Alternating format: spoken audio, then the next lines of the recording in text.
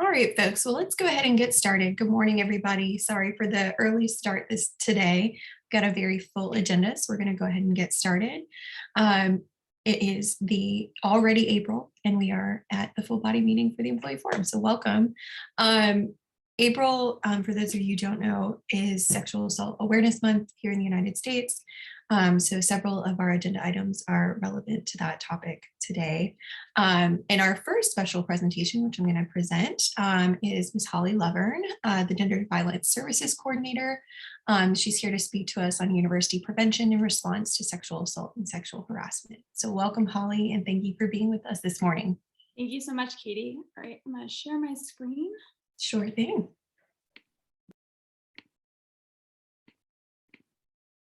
All right, can you all see my slides? Awesome. Well, thank you all for having me today. My name is Holly Lover. I use she, her pronouns, and I really appreciate the invitation to kick off your meeting today because as Katie mentioned, we're also kicking off Sexual Assault Awareness Month this week. So lots of events and programs happening throughout campus.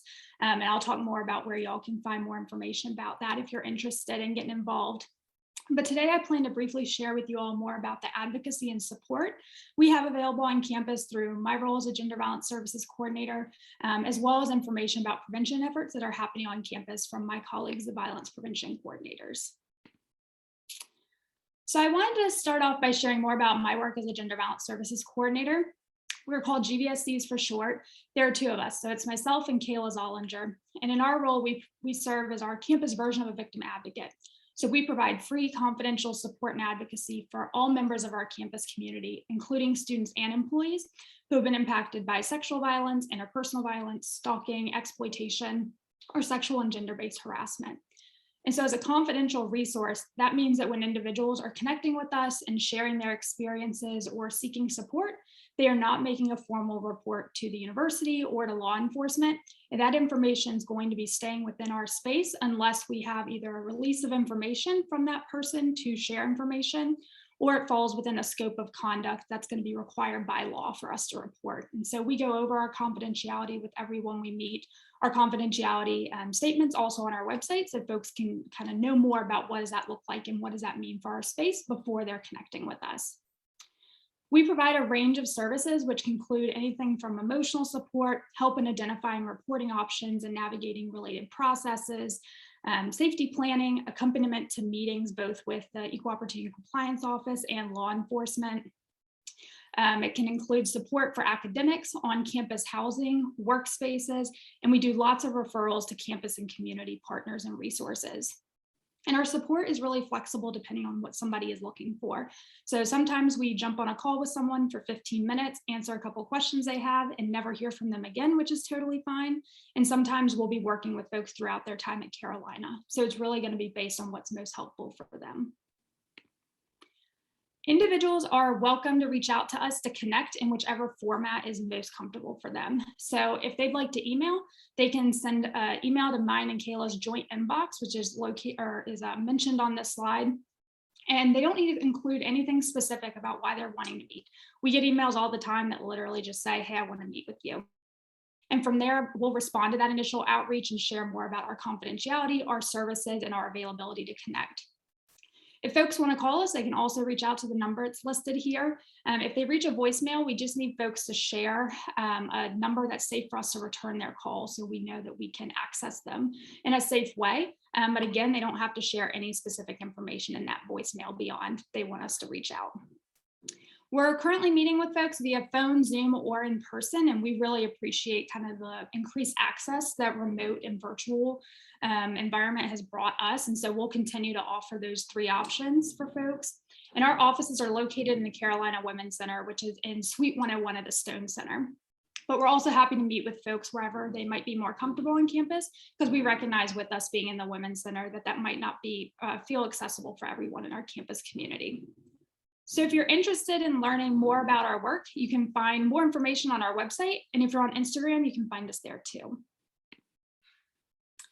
And so as part of our role, we also offer a lot of outreach, education, and consultation for our campus community.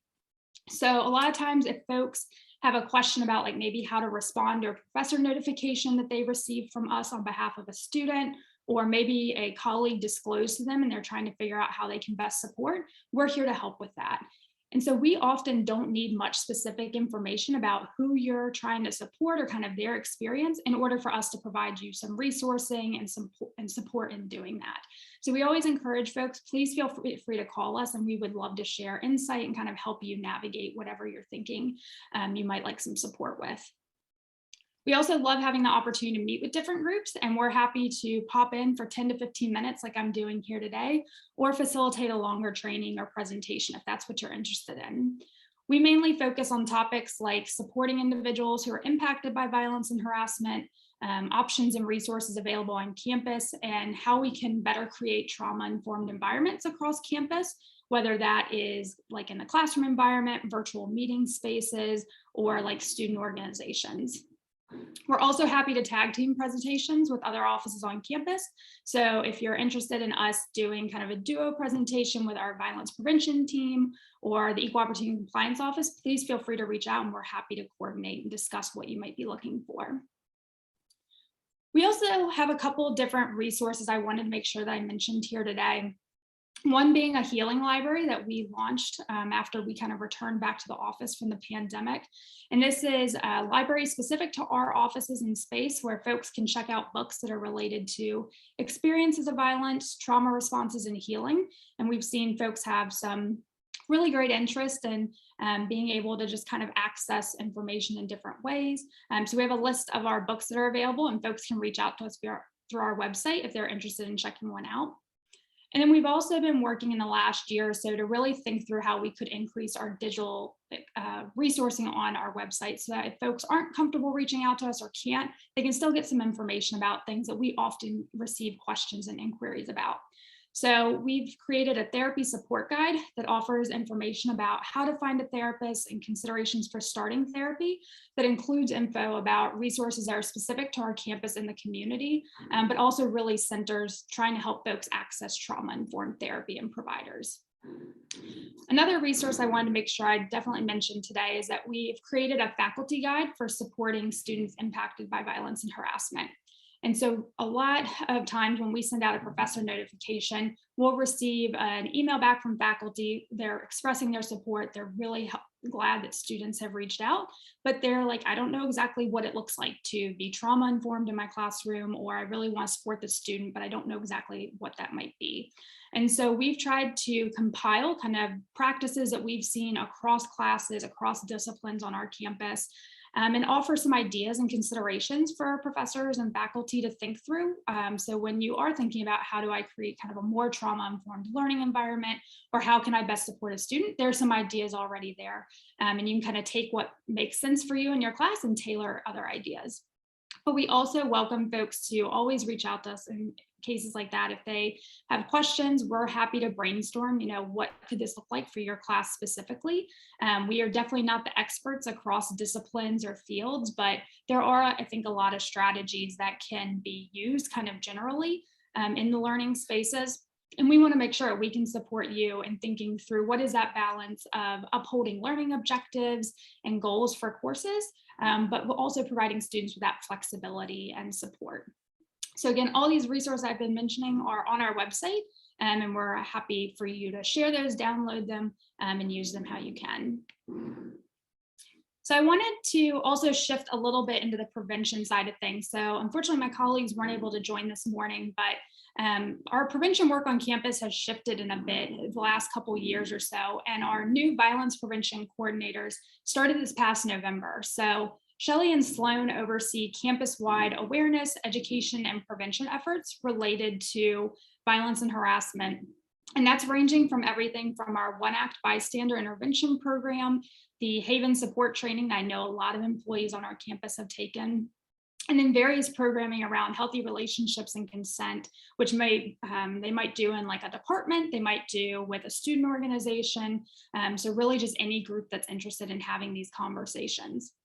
They also are helping coordinate programming across the university for the different awareness months. So that includes this month, April, Sexual Assault Awareness, January, which is Stalking Awareness Month, and then Relationship Violence Awareness Month in October. They're also really helping oversee a lot of the student engagement around this work. So they recently have just created a student advisory board that has undergraduate and graduate and professional student representation who are really helping inform prevention work and what they want to see on our campus. And they're currently interviewing students for a peer ambassador and education program, because we know that peer-to-peer education is really important when it comes to prevention. So if you're interested in connecting with them, you can email them. They would love to talk with you about what prevention might look like for your space or your group or department. And then they're also on Instagram as well. And one other thing I really wanted to make sure to point out for the prevention kind of side of the house is that we had a gender-based violence prevention advisory group, which was charged in June of 2020 to look at current and future violence prevention work on campus and draft recommendations for the next few years. And so this is something that the violence prevention folks are looking at, making sure that their work is aligning with the recommendations and kind of the work that group has done. And this is an ongoing group that continues to meet, and it's comprised of students, faculty, and staff. And we developed a report in 2020 that lays out a lot of these recommendations and kind of next steps.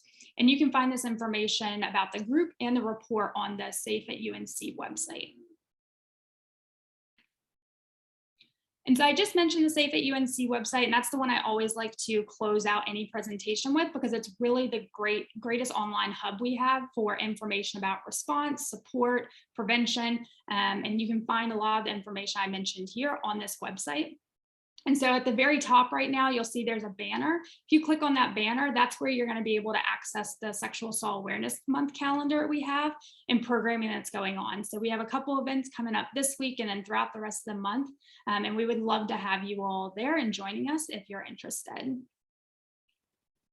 So I'm going to stop sharing my slides, and then I'm happy to answer any questions that folks might have if we have time. Me too, indeed. So questions for Holly? Jacob. Hi, excuse me. Good Lord, this might be the first thing I said this morning. Good morning. Thanks for taking the time to talk to us. I know that in my building we have quite a bit of kind of older materials that are like posted around restrooms about contacting you, but a lot of it's pretty dated. I think most of it's like pre-2019, and again, obviously, just do there. Do y'all have any? Is there an easy way to find physical resources so that we could post those kind of positions in like restrooms and other common spaces? Yes, absolutely. I love that. Feel free, if you want to reach out to the email I had, gvsc@unc.edu, we can make sure that we coordinate with our Equal Opportunity and Compliance Office. They have probably the posters you're maybe referring to, the big campus-wide posters. They have those available. They have all updated brochures that have like all the campus resources. And then we have like our Gender Violence Services resource card as well. So if you send an email, we'd be happy to coordinate and get that to you. Awesome. Thank you. Thank you. Great. Thanks, Jacob. Arlene. Can you post your social media address again?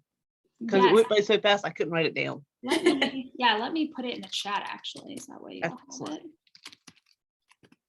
Excellent. Other questions? No? Well, again, thank you so much, Holly, for coming out this morning and talking to us. We really appreciate it. And we appreciate your help on the upcoming resolution that we're going to talk about later in the meeting. So thank you very much for your expertise. Absolutely. Thank you all for having me. And if you all have any questions moving forward, definitely feel free to reach out. We're happy to chat. So we will definitely see y'all's meeting. Excellent. Thanks, Holly. Bye. All right. So next up, let me check. Make sure they're here. We have Clery Compliance Manager Jen Scott and Director of Emergency Management Daryl Jeter, who are here to talk to us about the Alert Carolina system. We really appreciate you coming by. So Daryl and Jen, just by way of kind of context, came and spoke to the Personnel Issues Committee and gave a great presentation that was helpful in kind of contextualizing the Alert Carolina notices that go out to campus. So we thought it would be helpful information for you all to hear as well. So welcome back. Thank you for being with us today. Thank you. Good morning, everyone. And thank you again for the invite, Katie. It's a pleasure to join you all this morning. Absolutely excited about sharing the resources that we have on the campus safety side with regard to our Alert Carolina system. Hopefully everyone can see my screen okay. All right, awesome. So the Alert Carolina system and Clery Act overview, I'm sure you all are already generally familiar with our emergency notification system, and in the form of providing continued awareness and education about the system, what it is, what it is not, what it is intended for. This allows us to create partners across campus who can help promote a sense of preparedness and awareness so that we'll be prepared as to how we're going to receive notifications and what actions we need to do to take depending on the type of notification that is received.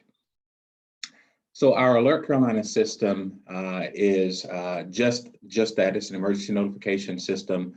And based on the 2008 Higher Education Opportunity Act, the Clery Act, it does mandate and require that higher education institutions have a system in place by which we immediately notify our campus community anytime that there is confirmation of a significant emergency or dangerous situation that poses some form of threat or threat to health or safety to our campus community. And the intent of that is so that you can be informed as to what actions you need to take should that occur. As an overview of our system, we have 4 different alert types, and this is critically important so that you can distinguish and really understand when you receive a different type of alert, the severity of the situation and whether or not immediate action is needed or more of awareness and follow-up action may be needed on your end. The highest tier is our emergency notification. That is an indication that there is a significant emergency or dangerous situation that is posing an immediate threat to our campus community. And that requires immediate response action on your end to safeguard yourself. That is the only alert type that you will hear the outdoor sirens on campus also activated in conjunction with the other components of our Alert Carolina system. So with the exception of the 3 siren tests that we do throughout the year in the fall, spring, and summer, if you hear the outdoor sirens activate, that is an indication that there is an emergency taking place and immediate action is necessary. And we encourage you, if you hear them, to then turn your attention to either your mobile device to check your email or the text message so you can see the details of what is taking place and what actions you need to take. Situations that would warrant this would be an armed or dangerous person on campus. If we had a major hazardous materials incident, anytime the National Weather Service issues a tornado warning for our campus community area. And I want to distinguish between a tornado warning and a watch, a warning indicating that confirmed tornado or radar is indicating that a tornado is developed in our area. And there may be other dangerous emergency situations that our campus safety officials determine would warrant us activating this highest tier. The next is our crime alerts, and Jen is going to talk more extensively about the crime alerts and the conditions under which we would have to issue the crime alerts. But this is not necessarily an immediate threat, but there is something that has occurred that is posing a serious or continued threat on our campus. And so we want to share that information with you so that you can take necessary precautions to minimize you from becoming victimized in a similar fashion. These are the list of Clery crimes that we have to notify and issue a crime alert for. Our third is our adverse conditions. This includes adverse weather. So in the winter, anytime we have to move to a condition 1, condition 2 because of winter weather or hurricane season, we would issue an adverse conditions notification to advise that we're changing our campus operating conditions and we're either suspending or we are operating under reduced operations on our campus. In addition to weather events, we also would issue adverse conditions notification if there is a major campus utility outage or failure. So if we lost power, across campus for an extended period of time, water or some other major utility, we would use this alert to advise our campus. And then the catch-all is our informational. For this one, it's basically, it can be a follow-up to a previous notification that we sent out, an update on a crime alert, or something that doesn't rise to the level of a threat or a significant ongoing activity, but it is of interest to our campus community. And so we want to share that with you, information with you, so that you can be aware. Some weather examples of that is if we have a tornado watch or a severe thunderstorm warning, then you'll receive an informational, and that comes in the form of an email. We don't issue text for informationals, but we do post it in the email and on our website. I'll turn it over to Jen to talk a little bit about our Clery Act requirements. Good morning, everybody.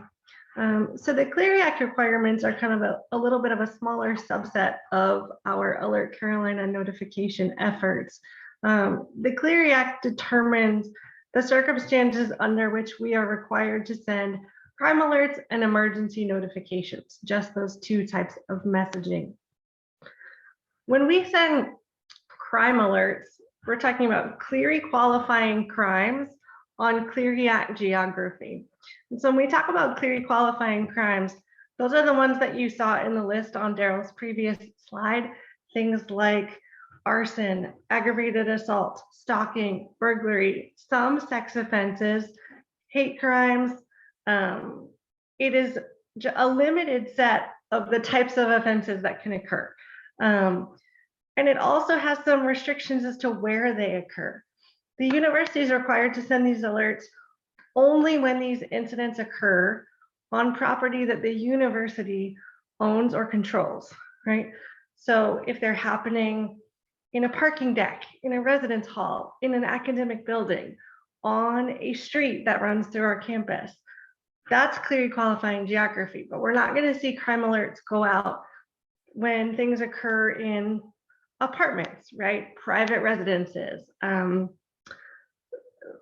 all of the social establishments that might border or edge up to campus that are frequently used by our students, but they're not under the university's control.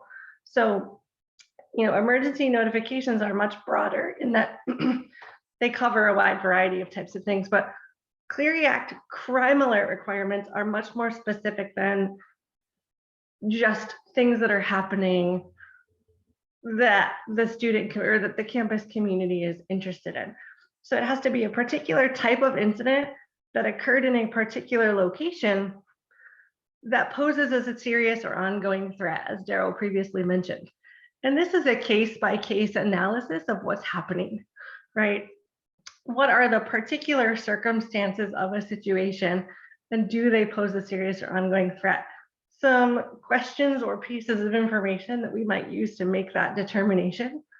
Was there a weapon involved in the offense, right? That's going to raise the level of potential danger. Do we have a suspect who's been identified or in custody, right?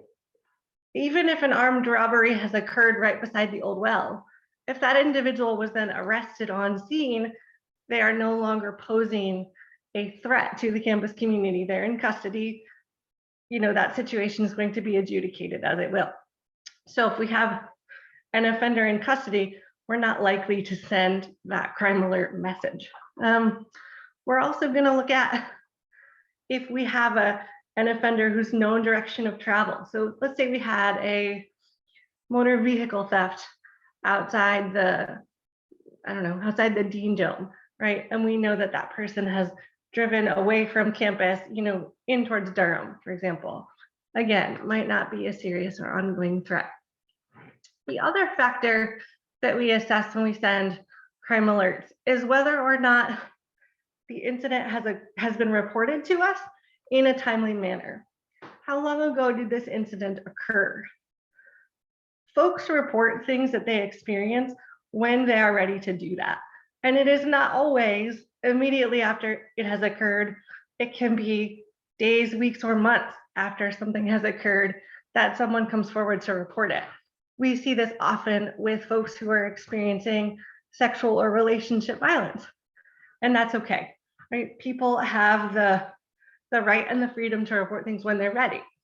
But if we're receiving a report of an incident that is weeks, days, months in the past, we typically don't send those alerts because that incident is no longer posing a threat to the campus community. It's something that has occurred in the past. Where we might shift that assessment is if we start to see a pattern of things occurring, right? So if we start to see multiple burglaries in a residence hall,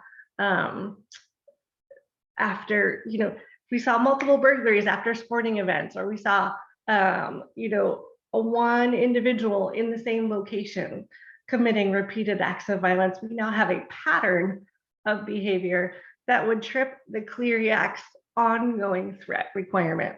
So there may be some circumstances where each individual incident that was part of that pattern was not at that moment that serious threat, right? Because they were either delayed reporting for a variety of valid reasons. Generally, when you have incident number one in a pattern, you don't know if it's going to become one until it is. So that pattern may trip some of these requirements, even though the individual events within that pattern assessed among themselves may not have been a serious ongoing threat. We cannot send messaging to the campus community if it would in any way compromise efforts to either assist the folks who've been impacted by what's going on, endanger their safety, right? Endanger the safety and comfort that they feel in pursuing the investigation of the incident. If it would otherwise compromise efforts to investigate, right? If it would compromise the ability to gather evidence or conduct interviews, things like that. We cannot send messaging if it's gonna make it harder to then investigate or mitigate the danger, right? We cannot send messaging that would compromise efforts to keep people as safe as we possibly can. If we're looking at a circumstance where notifying the community may elevate the danger that the individual impacted parties are in, right? Or that the campus community as a whole is in, we cannot send those messages. Because the purpose of crime alerts and emergency notifications is to enable and empower people to take steps to ensure their safety. So the last thing we want to do is the opposite of that and makes folks feel less safe. We also cannot and will not include information in a message which identifies a victim, right? So you're never going to see a specific room number, a specific office location, names of individuals, or other specific information that would compromise the victim's anonymity in that moment. We'll go to the next slide, please, Daryl. To talk a little bit about the components of our Alert Carolina system, I won't call them all out, but we did want to advise that we use a number of mechanisms to ensure that you have the ability to receive an Alert Carolina notification regardless of your location. But I already indicated the outdoor sirens. We use the email, text, our website, social media, and website banners. So the list that you see on the left-hand side are components that make up the primary Alert Carolina system. But we also tap into external outlets that we can also connect to and relay those information for the alerts through those means as well. So you can see a list of those. One that I would highlight is the third bullet item, our Carolina Ready mobile safety app. And I believe we've spoken with this committee before about that mobile safety app. So another benefit of downloading that app is you will receive push notifications of Alert Carolina. And even if someone does not have a UNC Onion, so they could not sign up to receive a text notification, if a parent or loved one downloaded our Alert Carolina mobile safety app, they can also receive those notifications just for awareness purposes of any activity that may be taking place on our campus. If you go to the Alert Carolina website, you'll see a breakdown of the 4 different alert types and the mechanisms or tools that we use to issue alerts for each of those. So all of the communication methods that we have we tap into each of those for an emergency notification. And then we gradually would drop off on those depending on the severity of it. So for crime alerts, informational adverse conditions, you'll notice that we don't necessarily use all of the components. And the intent of that is to convey the severity of the situation. So as I mentioned earlier, sirens outside, text message, you want to pay attention to that alert and you want to look at the details of it so that you'll know what actions you need to take. A lot of information on this side, but this is simply just to illustrate that to maintain the operations of our Alert Carolina system, it is a team effort. And so it's not just emergency management, it's not just campus police, but we work with partners across our campus community just to ensure that the technology, the framing and messaging that we use with the message that goes out, and the effectiveness of the system remain relevant for our campus community. And so we have a general oversight that falls up under campus safety and risk management. Primarily, my office is responsible for that. But we rely heavily on our partnership with ITS because, as you can imagine, technology continues to change, and we want to incorporate a new advanced technology into the system as is relevant so that we can maximize the opportunities for you to receive those notifications regardless of your location. And then we have those who have the authority to activate the system, those who actually operate it. And we work with an advisory group as well that helps advise on the policy that dictates how we function with regard to our Alert Carolina system. And so we work with a host of partners. That includes representatives from students, faculty, staff, student affairs, university communications, and a host of others. So it is, again, a group effort just to make sure that the system remains effective for our campus community. And then finally, I wanted to walk through the general process anytime we activate the system. And this one is using a scenario where we have a situation that would warrant an emergency notification. So you would have an incident or emergency occur. Typically, the notification would go to our campus police dispatch 911 center, and they would dispatch our officers out to the scene. Once they confirm that there is, in fact, a situation that is warranting an emergency notification, an activation authority, being the police chief or a supervisor on duty, can authorize our dispatchers to initiate activation of the system. And then once that occurs, you'll receive your notification using all the various means that I highlighted earlier. Anytime we issue an emergency notification through Alert Carolina system, you should maintain your posture of either sheltering in place, evacuating, etc., until you receive an all clear from Alert Carolina.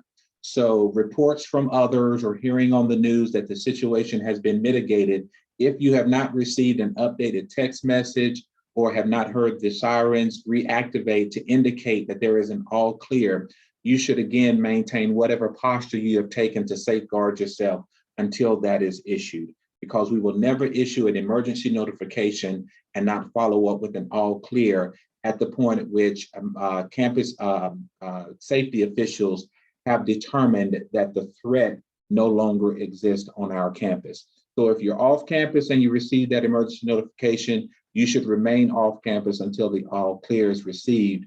If you're on campus, shelter in place, evacuate, whatever the directive is, until that all clear is issued.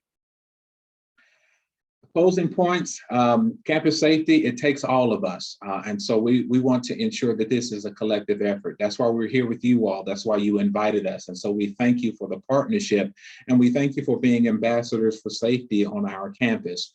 And so please make sure, if you're not already registered, to receive the Alert Carolina text alerts, and encourage others to do so. Help us promote the awareness about the Alert Carolina system. There are misinterpretations and understandings, misconceptions about what the system is, what it is not, when we activate, when we don't activate, some of which people have subjective thoughts about when we should activate the system, but we really follow more of an objective approach to when we would activate it. So help create some awareness around what the system is intended for, and then also individual preparedness among our campus community. And then finally, we realized that for the system to remain effective for you, the receiver of those notifications, we have to be open to feedback on how we can improve that system. So please reach out to us, send an email, call us. If you have any suggestions or thoughts about how we can improve and be more effective in communicating to you, our campus community, how what situations are occurring on our campus and what actions you should take. With that being said, I will turn it back over to Katie, and I want to thank you all for this opportunity for us to join you on today. Thank you so much, Daryl. All right, questions for Daryl and Jen. I do have one in the chat that I'll convey. So this person says, I don't have all the facts, but several BIPOC undergraduate students told me a story of being on campus when armed members of a racist group were in the pit during the day. The only way they heard about that was through informal warnings from BIPOC friends to stay away from the area. If UNC grants a license to groups like this, it seems that campus should be alerted. And they said they think it was in 2020. Okay, I want to make sure that a part of that mention armed individuals on campus? Yes. Okay, I do want to just note that you are not allowed to have weapons on campus. And so anyone, if anyone who, if you find that someone has a weapon on campus, you should definitely notify campus police immediately so they can respond and address that situation.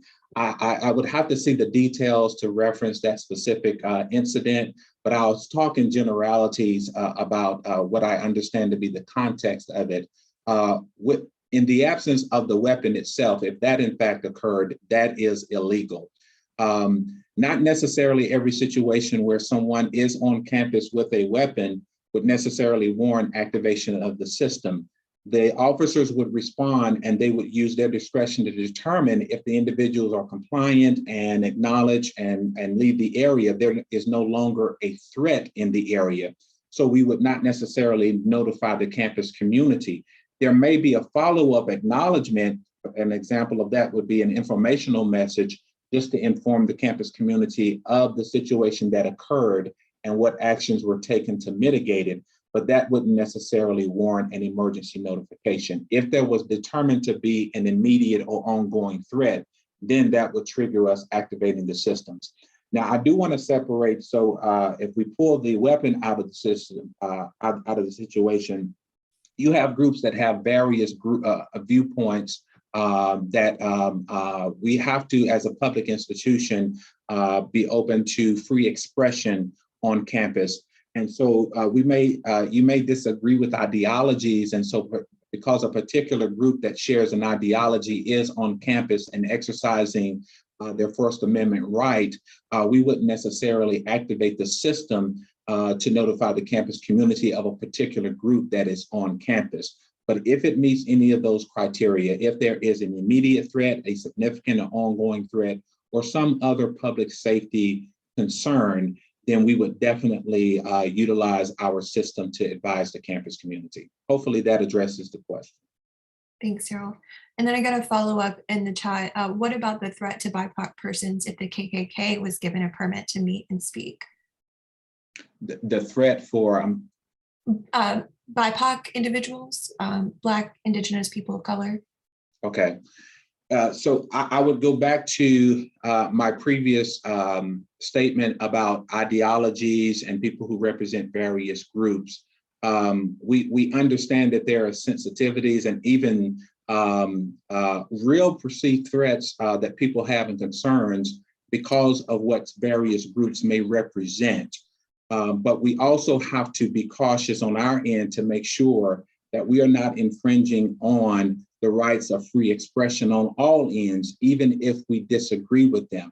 If, however, there is a true threat that anyone feels or is experiencing, we don't want you to delay in notifying campus police so that we can respond and we can address the matter. But we also want to acknowledge the fact that we're going to have people who share various viewpoints and thoughts that may be on campus representing those thoughts to express those. We want to draw a distinction between people sharing thoughts and opinions about their ideology, and then real threats. And we don't want the campus community, particularly our students, to have any reservation in reaching out to us if you feel any concerns because of individuals and actions that are taking place.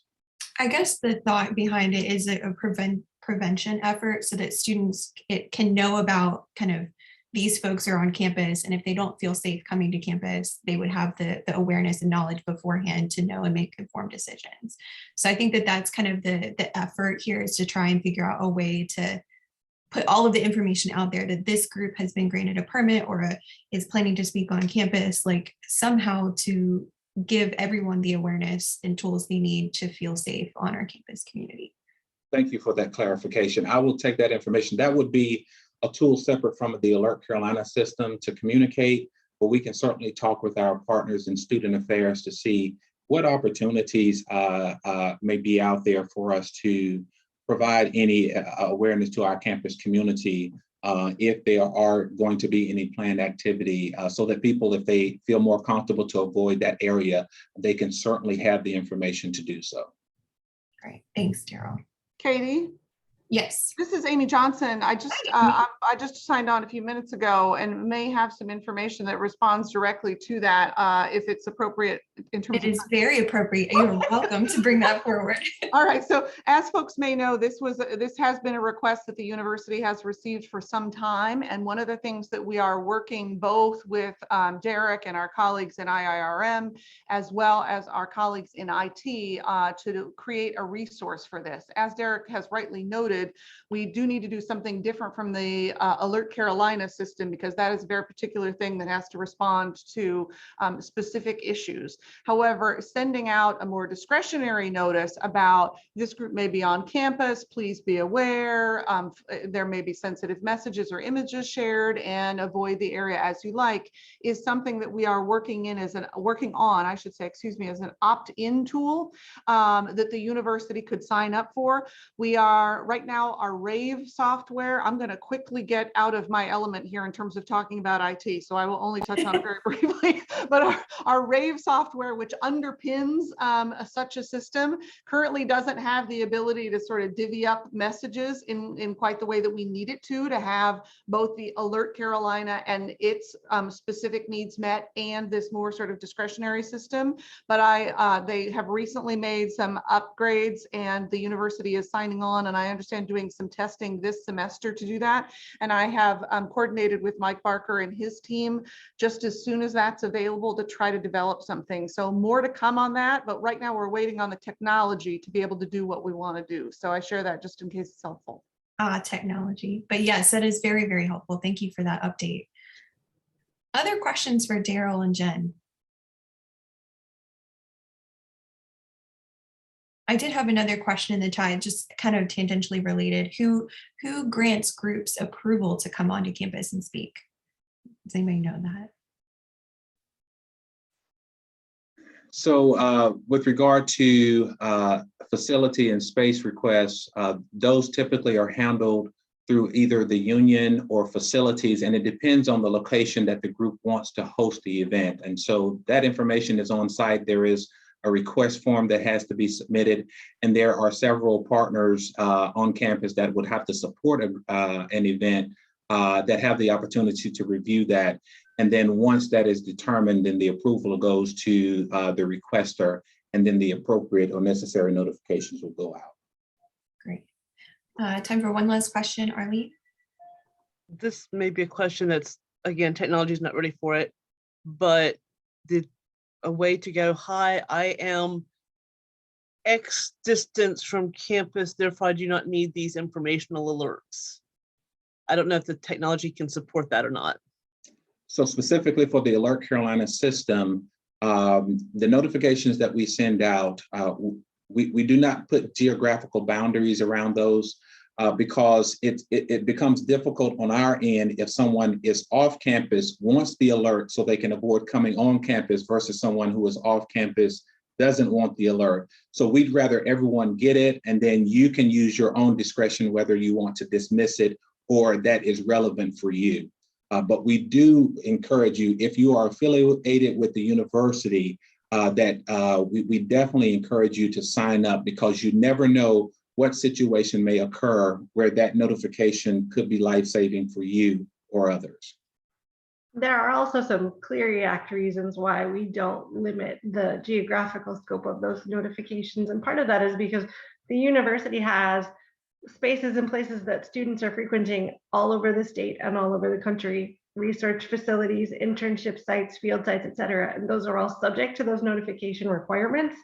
And so we need the system to be able to share that information if something is occurring in one of those spaces that's not necessarily in our immediate Chapel Hill bubble. And that's another reason that we don't put those boundaries on that technology. I did want to quickly add, and I appreciate the comment in the chat about Alert Carolina being an opt-in. It is an opt-in for the text alerts. If you have a University Onion, then you're automatically in the system to receive email notifications. So you can't opt out of receiving the email notifications, but to receive the text notifications, you do have to opt into that. That's great.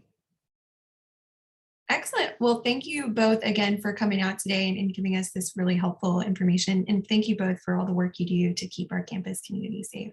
We appreciate it. All right, so next up, I'm going to introduce our next two speakers. We have graduate and professional student current president Theodore Noller and the immediate past president Neil Swamy. But before I hand it over to them to speak, I wanted to take a few seconds to recognize that this week is Graduate and Professional Student Appreciation Week on campus. I myself work in a professional school and see all of the hard work that these students put into Carolina, and we are so appreciative of you. And I personally am appreciative of Neil and now of Theodore and the work that they do on QPSG. So thank you for being here today, and we are so glad to hear from you. So I'll let you both take it away. Thank you so much for that introduction, Katie. I speak for Theodore and myself when I say we're both very excited to be here and grateful for the opportunity to talk with the Employee Forum about the work of GPSG. I will preface and say that if I sound a little bit nasally, it's because the pollen is acting up. I am one of those people who, in a very timely fashion, got my car washed the week before the pollen storm, and I do not have a garage. So we are navigating that. This discussion is sponsored by Allegra, if you will. And what I'm going to do, Katie, is I'll do everyone's favorite thing during a Zoom meeting and ask if people can see my screen, which I believe you can. So, all right. So Theodore and I, as I said, are grateful for the opportunity to speak a little bit about the work of the graduate and professional student government and hopefully elucidate some of the ways in which Theodore's administration can potentially work with you all in the Employee Forum as a whole in the year ahead. So we'll start with some introductions. My name is Neil Swamy. I'm a third-year Doctor of Pharmacy candidate in the Eshelman School of Pharmacy. And as Katie mentioned, served as the GPSG president for the 2021 to 2022 academic year. And I'm joined by Theodore Noller, who is a PhD candidate in the Department of English and Comparative Literature. And Theodore, as of today, is in full capacity as GPSG president. I have no doubt that you will thoroughly enjoy working with him and his team in the year to come. And I couldn't be more proud in terms of handing it off to someone who I know will continue to lead this organization in a way that is productive and meaningful for all graduate and professional students at Carolina. So I do want to provide some overview about the graduate and professional student body at Carolina. We are incredibly diverse, both academically and beyond the scope of our academics. So currently, as of fall 2021, I should say, we have over 100 master's degree programs and over 60 doctoral degree programs, as well as 7 professional degree programs. So just from an academic standpoint, you can appreciate that Carolina's graduate and professional students are working on a variety of disciplines each and every day, and no two graduate and professional students have the same exact academic experience. So my day-to-day as a student in the pharmacy school may look very different from Theodore's day-to-day as a doctoral student in the Department of English and Comparative Literature. Some doctoral students may be here as PhD students, and they may be receiving stipends to the university, and as a result hold roles where they are not only taking classes, but also teaching classes or directly working with undergraduate or other graduate students in instructional modes. Whereas me as a professional student, I might be primarily taking coursework and then completing clinical rotations during the summer or during the final year of my program. And so I say that all to say that we are an incredibly diverse population. And one of the challenges as well as opportunities for GPSG is to make sure that we are advocating around the needs of all graduate and professional students and recognizing how that diversity contributes to the larger experience that graduate and professional students have while at Carolina, because there is not one size fits all model. And given that many graduate and professional students are maybe not coming to graduate school directly from their undergraduate careers and are also living off campus as opposed to maybe living exclusively in their residence halls, we wear a few different hats within and beyond campus. So in addition to being students and learners, we're also caregivers, teachers, staff, local community members. We regularly hear from our graduate and professional students that they are directly impacted by policies and changes that take place in the larger Durham, Chapel Hill, and Carrboro communities.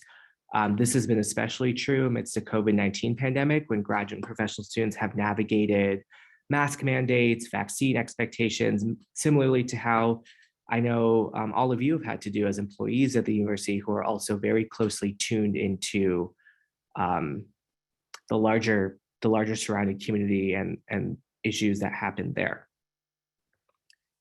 To give you some overview of how the GPSG is structured, I joke that for better and worse, we are structured very similarly to the United States federal government. So we consist of 3 branches: legislative, executive, and judicial. And in the full gamut have checks and balances that regulate those authorities and powers. I think one of the gifts of having this structure is that we have the ability to recruit a large number of student leaders from different disciplines across campus. So in our executive branch, just in our executive board and cabinet, we have a team of 18, but our Senate consists of over 110 graduate and professional students from across 77 academic departments. We just had our April monthly Senate meeting yesterday, and that was a space where students of all disciplines and backgrounds can get together to deliberate on issues that affect the larger graduate and professional student body. And we really do believe that the Senate is a special place where, it's not common that we have that space where so many different graduate and professional students come together with a shared purpose. And so I will plug that if the Employee Forum is ever looking for a space to make their needs or concerns aware to the larger graduate and professional student body, the Senate may be a great place to do that. And I know Theodore and his team are actively thinking about how they can make the Senate a more meaningful and engaging place for those students who take on that role. Within the executive branch, as I mentioned, we have an 18-member with the president executive board and cabinet. So we have 6 executive board members who are listed up top in those colored boxes.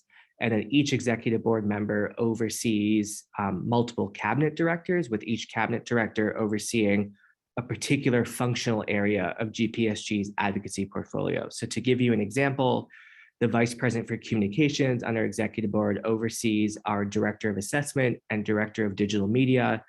Our Director of Assessment works very closely with the GPSG team to make sure that when we're conducting surveys or assessing the needs of the graduate and professional student body, perhaps in a more quantitative and qualitative way, that we're doing so in a way that's robust and effective. Whereas our Director of Digital Media really serves as a steward of our online presence to ensure that we are making our organization aware to students beyond just the meetings that we're having maybe in person.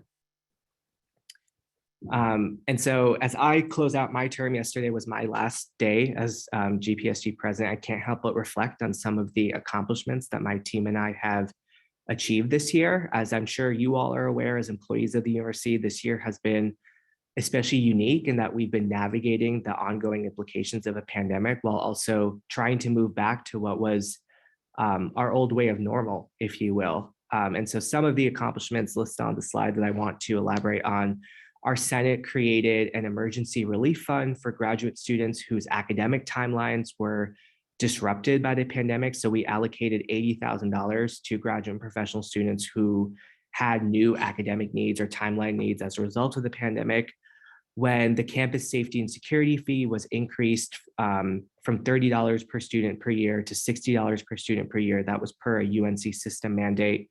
We worked closely with senior administrators and staff to articulate how students may want to see that additional funding used. And we were very pleased and grateful that senior administrators allocated that increased funding towards interpersonal violence prevention, mental health resource triaging, and off-campus transportation needs for students. And so that was, I like to think of an example of where student government was able to actively participate in those deliberations in a way that was productive.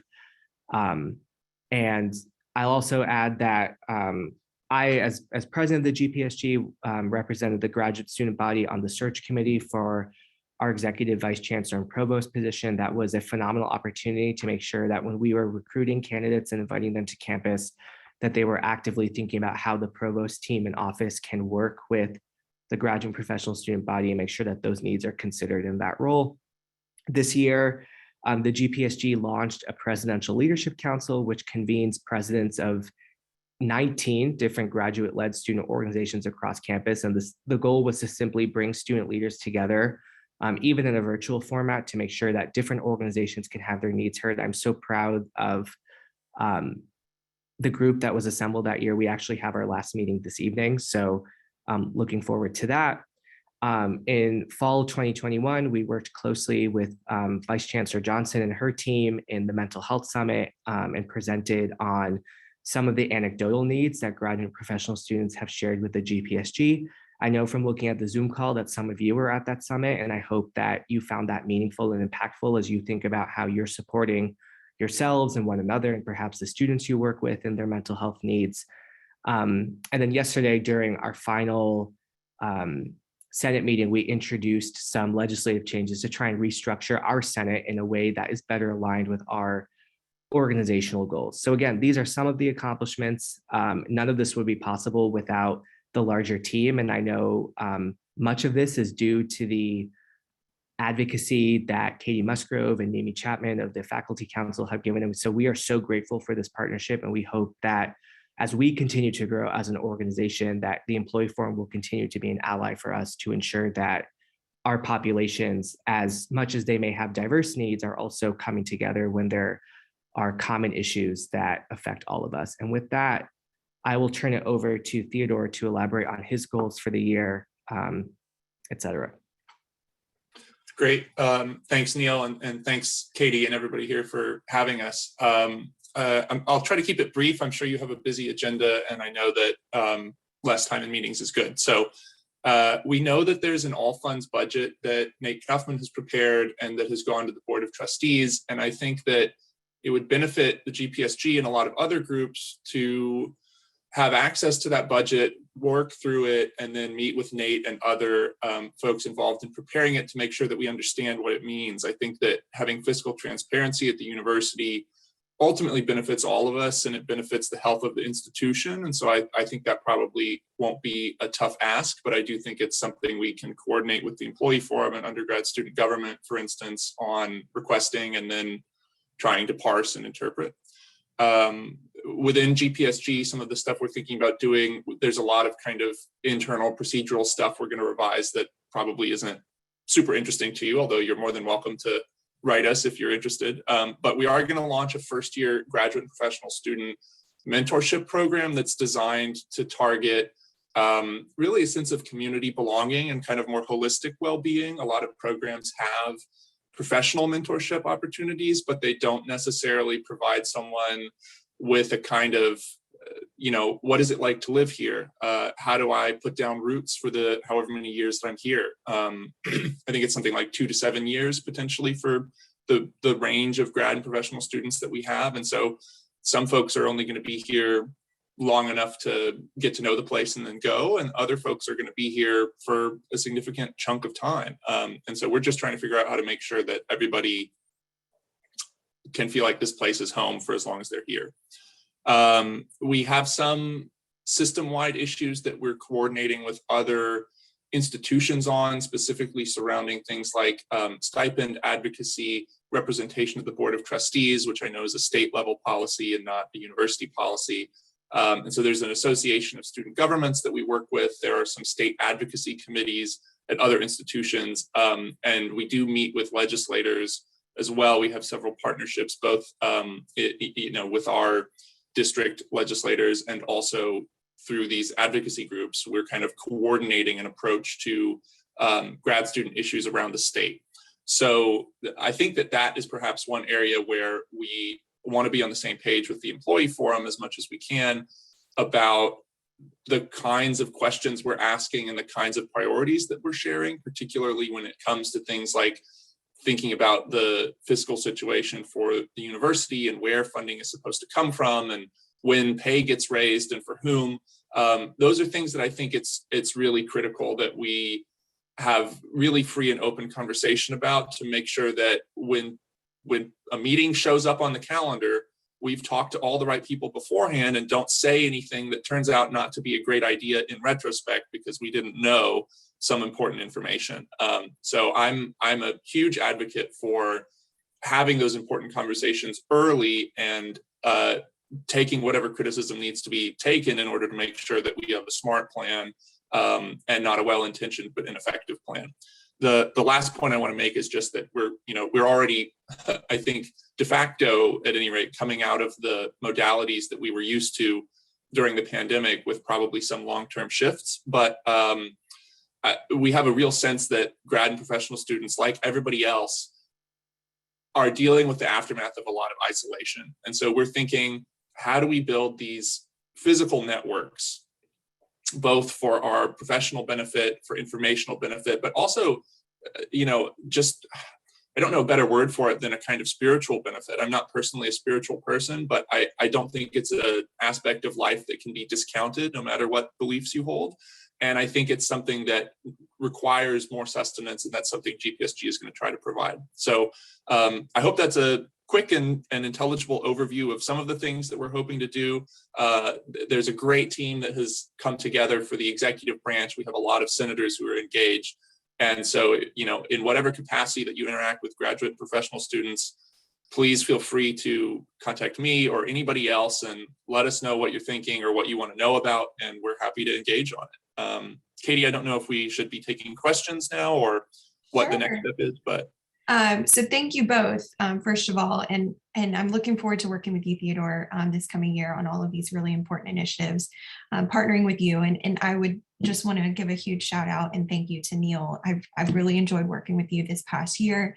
I've really appreciated kind of our allyship and speaking at various things like University Day. I know that we're lending each other moral support there and in other ways. So I really enjoyed working with you. Congratulations on a job really well done for this past year. And Theodore, you've got some big shoes to fill, but I'm looking forward to working with you. So with that said, questions for Neil and Theodore?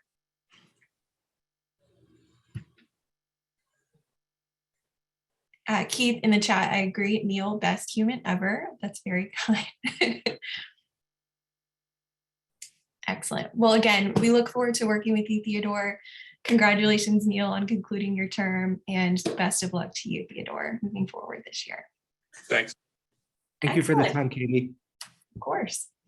All right, next up, we have our traditional human resources update with Becky Mangini. And we also have special guest this time, Joe Williams, Director of Benefits and Leave Administration.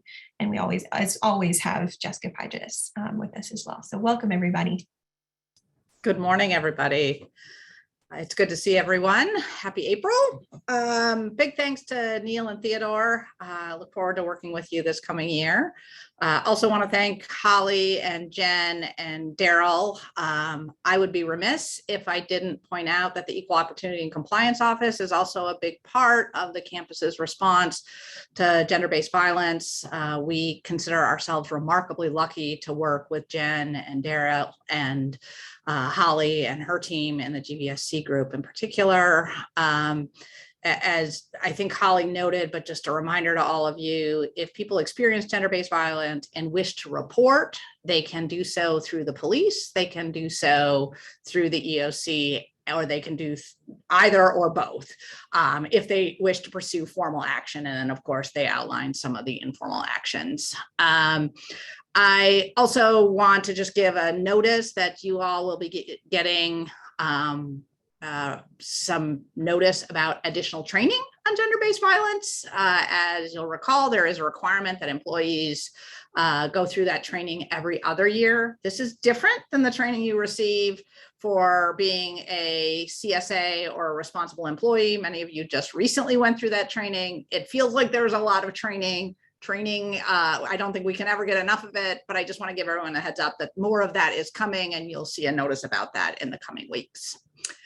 I don't have a big long list of things for you today. And I know you've got Joe on the docket, and he is the real expert in the benefit space. So I'll try to keep my remarks short, but I do want to note just a couple of things. Well, we're not anticipating a traditional budget structure in the same way. We already know we've got a 2.5% increase coming in July. There is some added discussion at the state level about some additional flexibilities.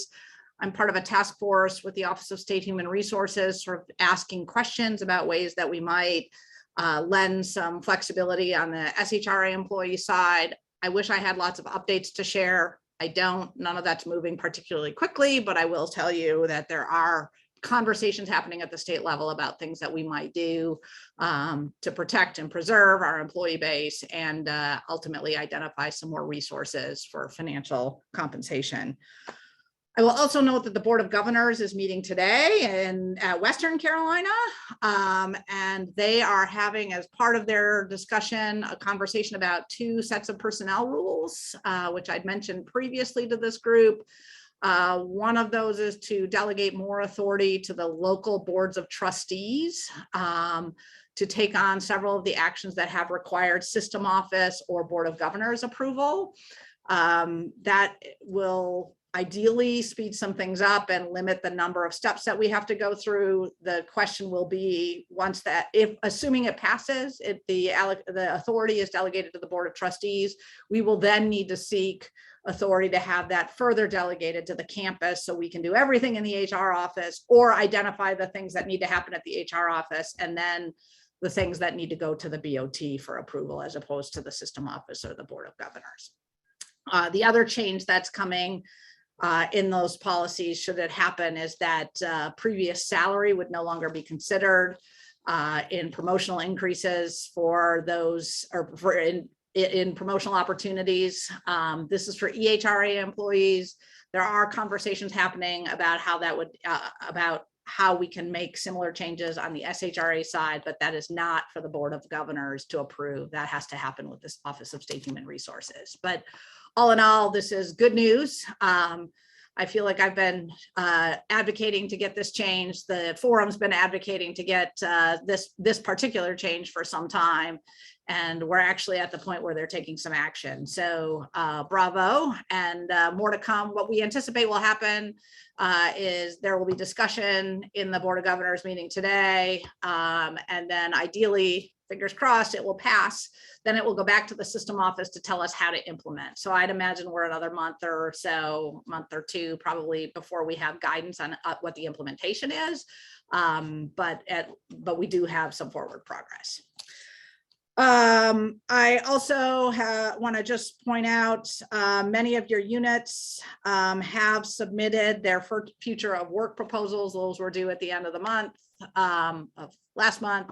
A handful of units have asked for extensions. We're honoring those. We are then meeting on a weekly basis to review those at the central level and then go back to the units. They then are generally asked to give you 30 days notice before changes go in place, with the expectation that the future of work proposals and the plans would go in place by the end of June. So we are seeing rather significant uptake on that, and we're hopeful that all of you have had the conversations with your supervisors, because there was a plan in those as part of that future of work proposal, that there would be conversations had with everybody about sort of what that could look like, should look like, and may look like moving forward. So big kudos again to Katie and the design team for their work in putting that together, and a whole host of people for rolling that out. And we're optimistic that that will help lend some added flexibility across campus across a number of units. I also want to give a big shout out to Jessica. I know she's on the team, but also a whole bunch of you who I know participated in the Employee Wellness Day and the joint appreciation event that was held at the tail end of last month. It was a great day to see so many of you out and about on campus. I saw a few of you participating in the inflatable axe throw and the basketball toss. I saw a handful of people getting their medical evaluation inside. I saw a whole bunch of people checking out the various tables and vendors. Lots of people grabbing lunch while they were out there. Probably most exciting to me was to be able to see so many of you, outdoors without masks, which was sort of fun for me. It's been a while. And I also, I'm going to take personal credit for arranging the sunshine that day, but that's about all I contributed. I owe a lot of kudos to a whole bunch of other people, including many of you on this screen, for making that happen. It's nice to get us all back together again and realize some of that community that both Neil and Theodore just talked about.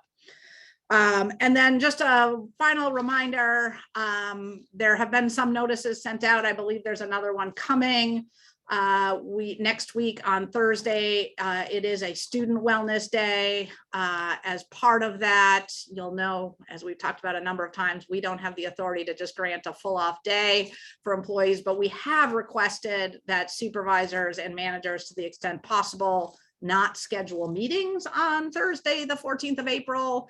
And we hope that effort provides a little mental health relief for all of you and the rest of campus, and gives us all an opportunity to perhaps clean out our inboxes a bit before a long weekend. So just a reminder, if you have meetings scheduled on that day and are able to move them around, we encourage you to do so. This only works if all of us do our best to participate, recognizing that there are some positions and meetings that can't be adjusted, but the more we can all contribute to providing a little relief for our colleagues, the better that works. And I'm looking forward to working with you, Becky, on that front. We reached out to Shereen to try and reschedule the Vice Chancellor meeting that was originally scheduled for that day. And Shereen is just back after taking her own mental health vacation, so I'm sure she'll get right back on that. We'll definitely try and reschedule that. Excellent. And with that, I'm going to turn the mic over to Joe, as I know he's got some benefits updates to provide everybody, with just a big thanks and happy April to everyone. Thanks, Becky.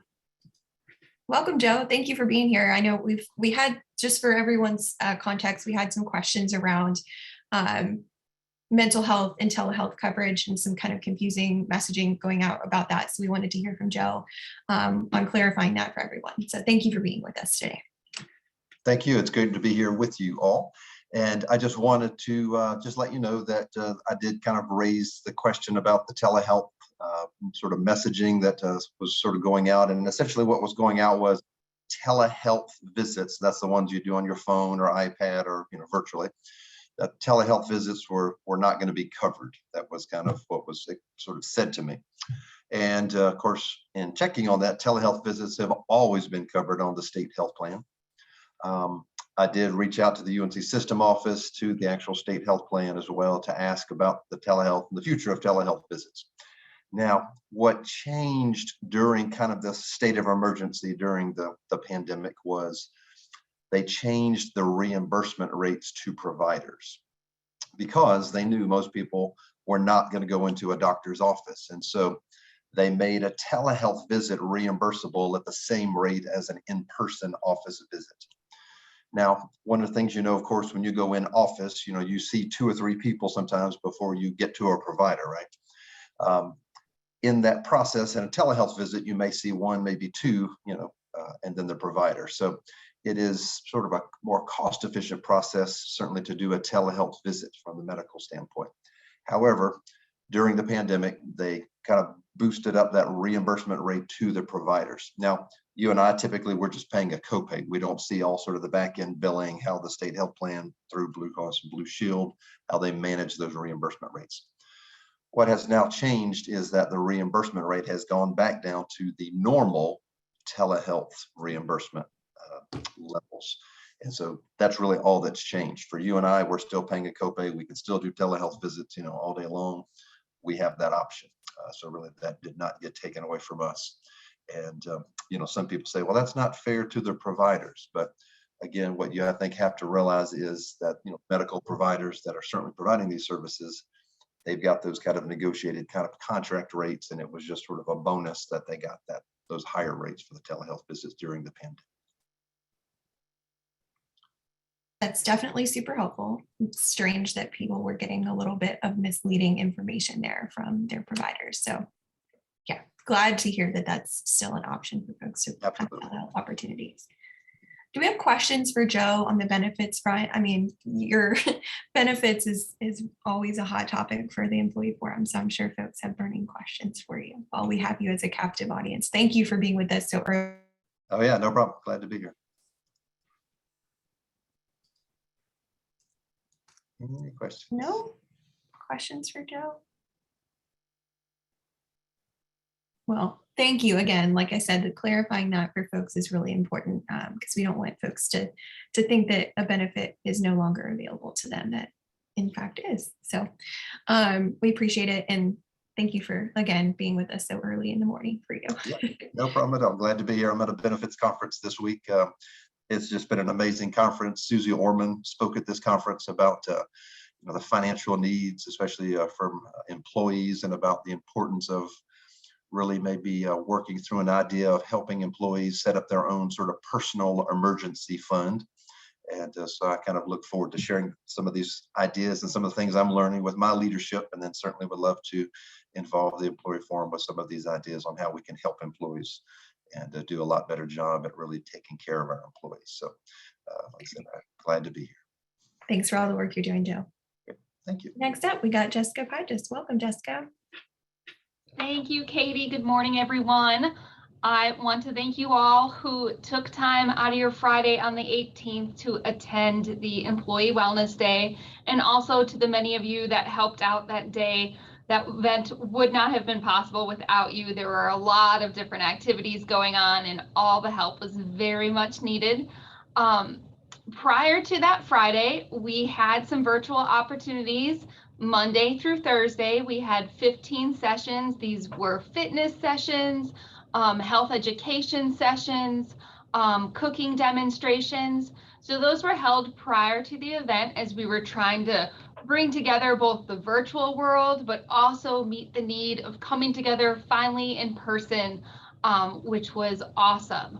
We had over 350 people participate in our virtual sessions that happened Monday through Thursday. So thank you to those who could make it. With our in-person event, if you were there, you saw lots of people out. We're predicting about 2,300 people came out to the event on the 18th. We were so grateful to come together and be able to do that. During the day, we offered space for meditation upstairs in the Union. We offered 15-minute quick wellness checks. We had 78 people participate in wellness screenings. We had a very active exhibit hall. It was a little bit smaller than previous years, and there was some additional spacing that we accommodated because of the pandemic, but we had a lot of activities going on in the exhibit space. We offered a medicine drop provided by UNC Police, and they collected 10 pounds of medications. We offered a variety of cooking demonstrations in person at the event, one during the week prior to the event, and we live streamed all of those cooking demos throughout the day, and we had about 120 participants. We had about 200 people engage in fitness sessions Monday through Friday. And then we had lots of games going on outside, some good dancing and music as well. So thank you all for coming out who were able to make it or to participate in any of the activities going on Monday through Thursday. There was an article in the newsletter that went out earlier this month. I encourage you to check that out. It has a link to some pictures that were taken at the event, and I'll send all this to Katie as well to share with you.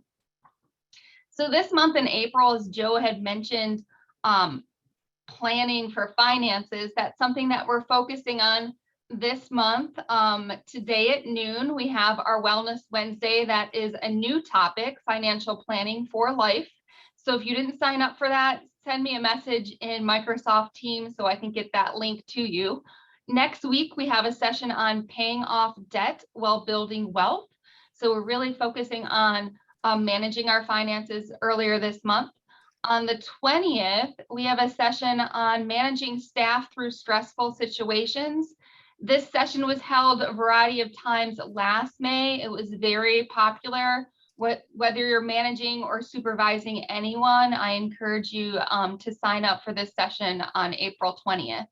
And then on Thursday, the 28th, the State Office of Human Resources at 11:30 is hosting a session titled Benefits of Plant-Based Cuisine.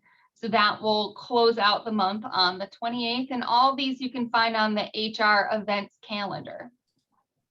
Now, Joe had mentioned with the telehealth being covered still, that means that Eat Smart, Move More, Weigh Less is continuing to be covered at no cost. Previously, if you're a longtime state employee, this is an online program now that is a 15-week weight management program. I know hundreds of UNC employees have already completed the program, and it is here to stay. It is continuing to be covered by telehealth, which previously it wasn't, but it is free for you with code GNC 2022. This was featured in our WorkWell newsletter as well earlier this month, so you can read more about it then. But the spring series are starting April 26th.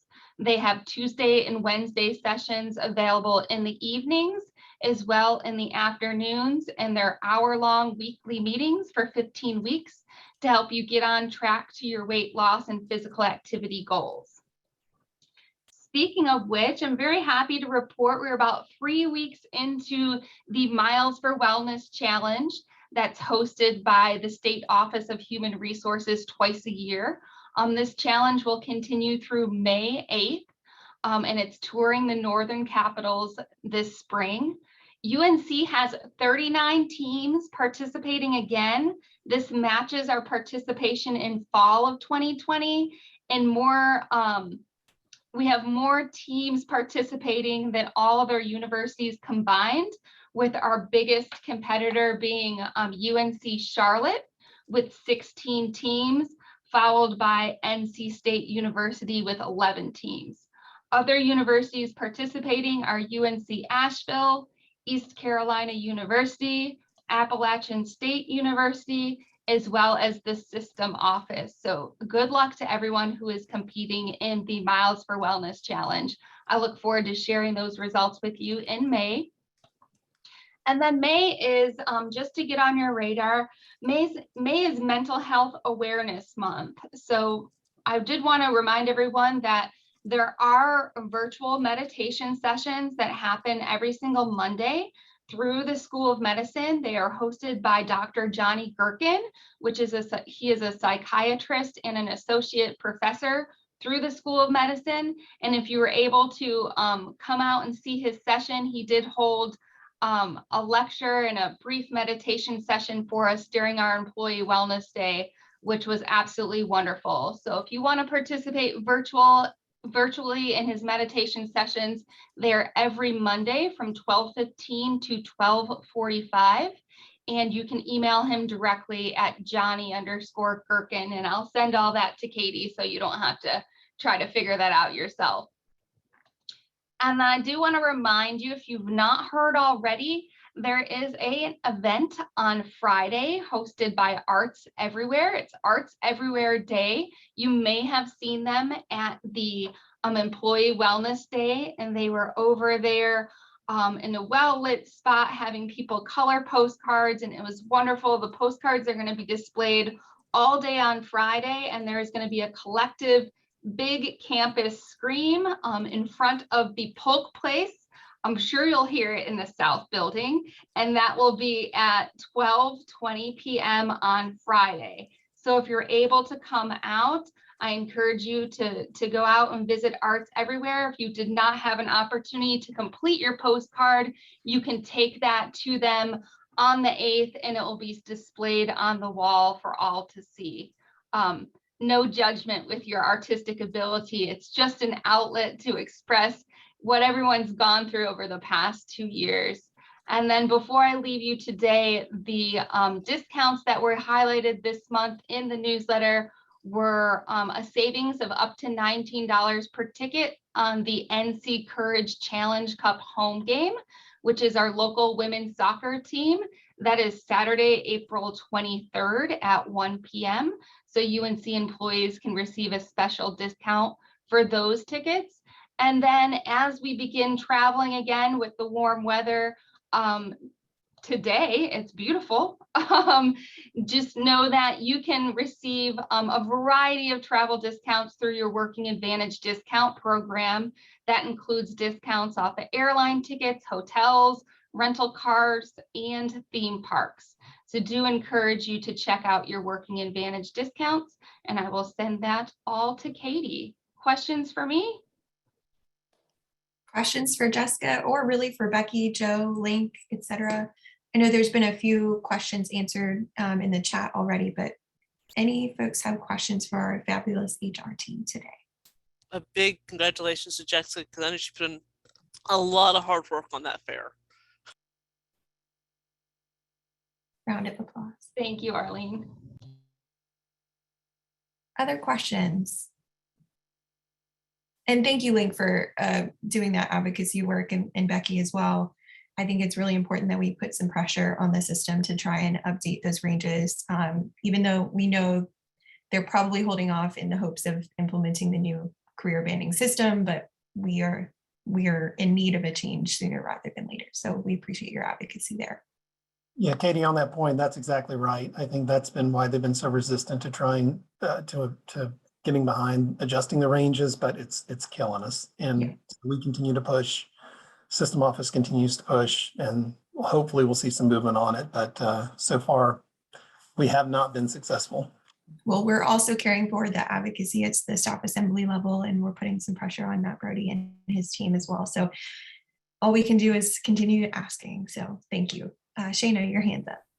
Just to clarify further on that note, we were told that they're about 18 months or longer out for the new system. Is that correct? That's our understanding. There's not been a firm date that has been communicated to say this is exactly when we're moving, but the time that sounds consistent with what we've been hearing. Becky, I don't know if you've heard anything else through your task force meetings, but that seems consistent. That's exactly right. It was higher on the list originally, and then the pandemic sort of pushed us out, and they are now refocusing on it, but they do seem to think it's 18 months or so out.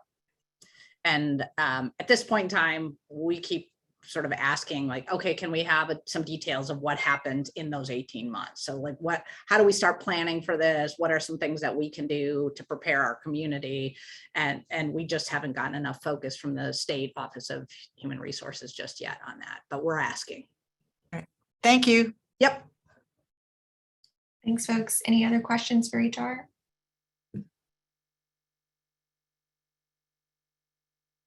No? We got some more time. I don't think Provost Clemens is here yet. So bring on your questions if you have them.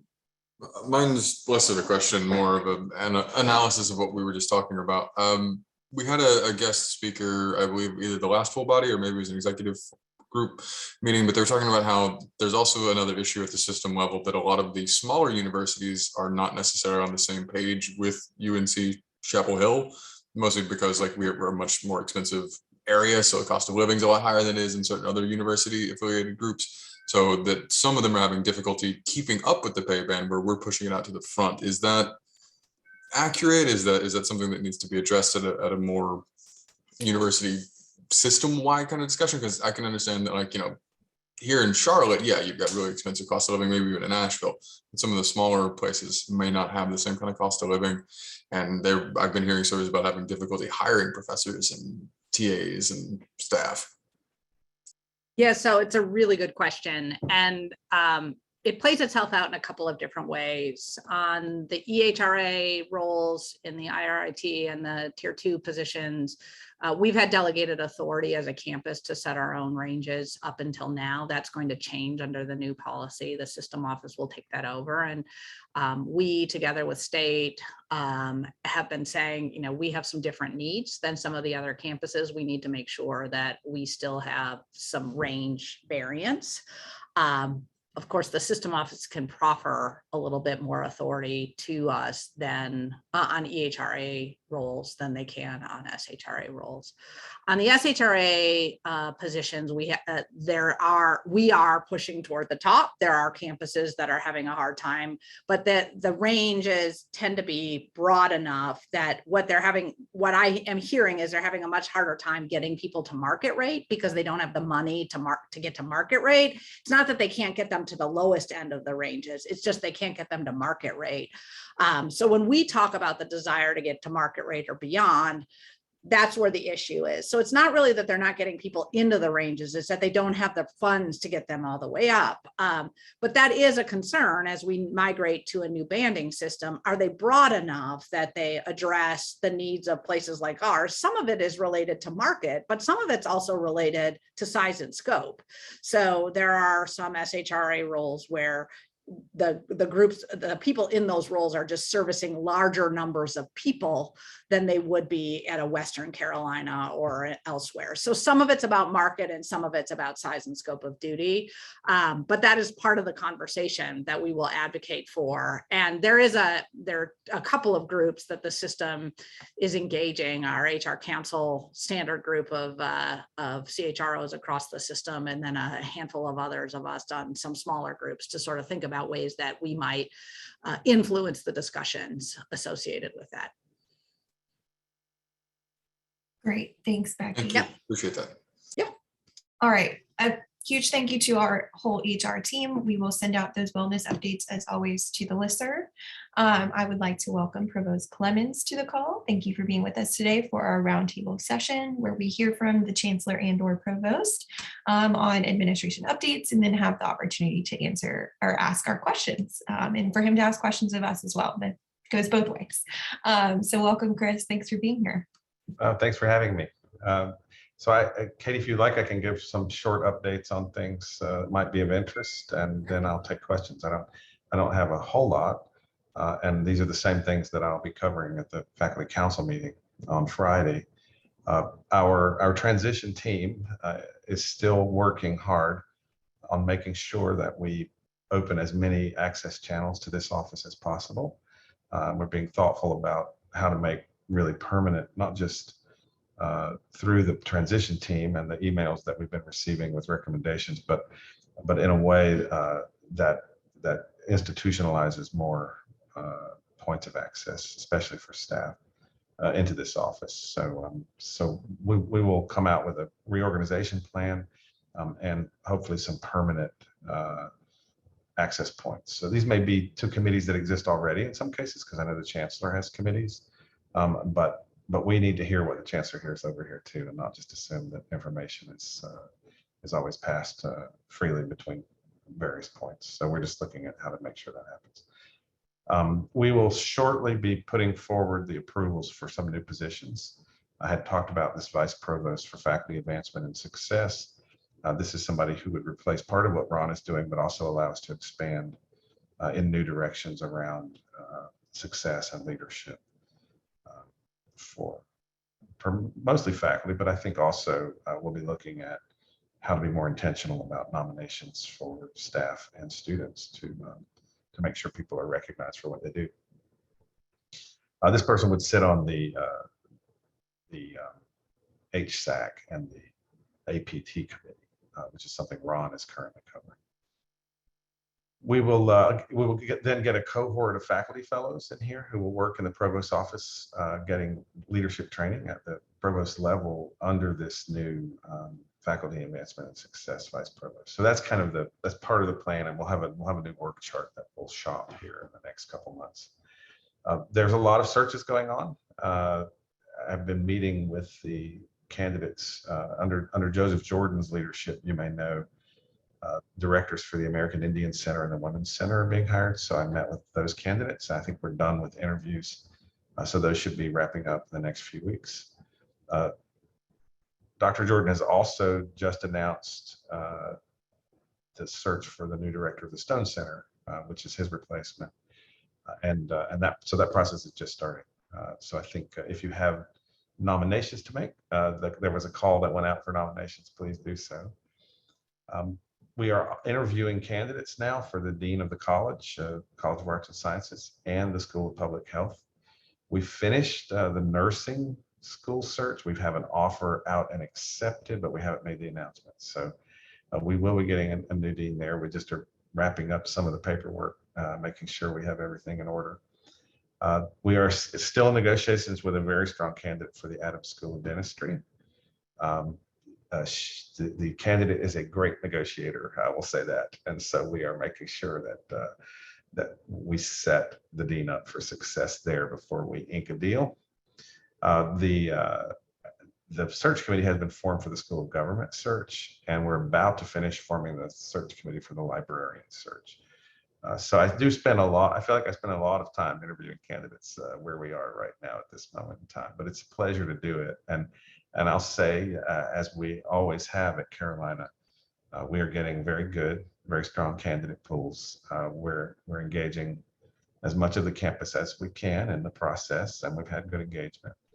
And I'm very pleased with the conversations I've had.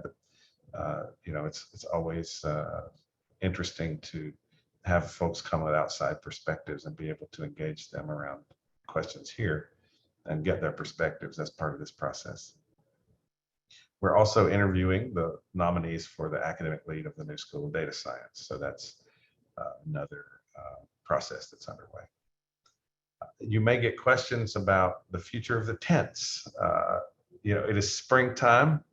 The campus looks great. I saw the groundskeepers out finishing the work around the Curtis Media Center. If you get a chance to walk that pathway that's been closed, they reopened it and immediately students are inundated the pathway. So it's now a concourse again. But you should stop by if you get a chance to look at that new building. It looks great.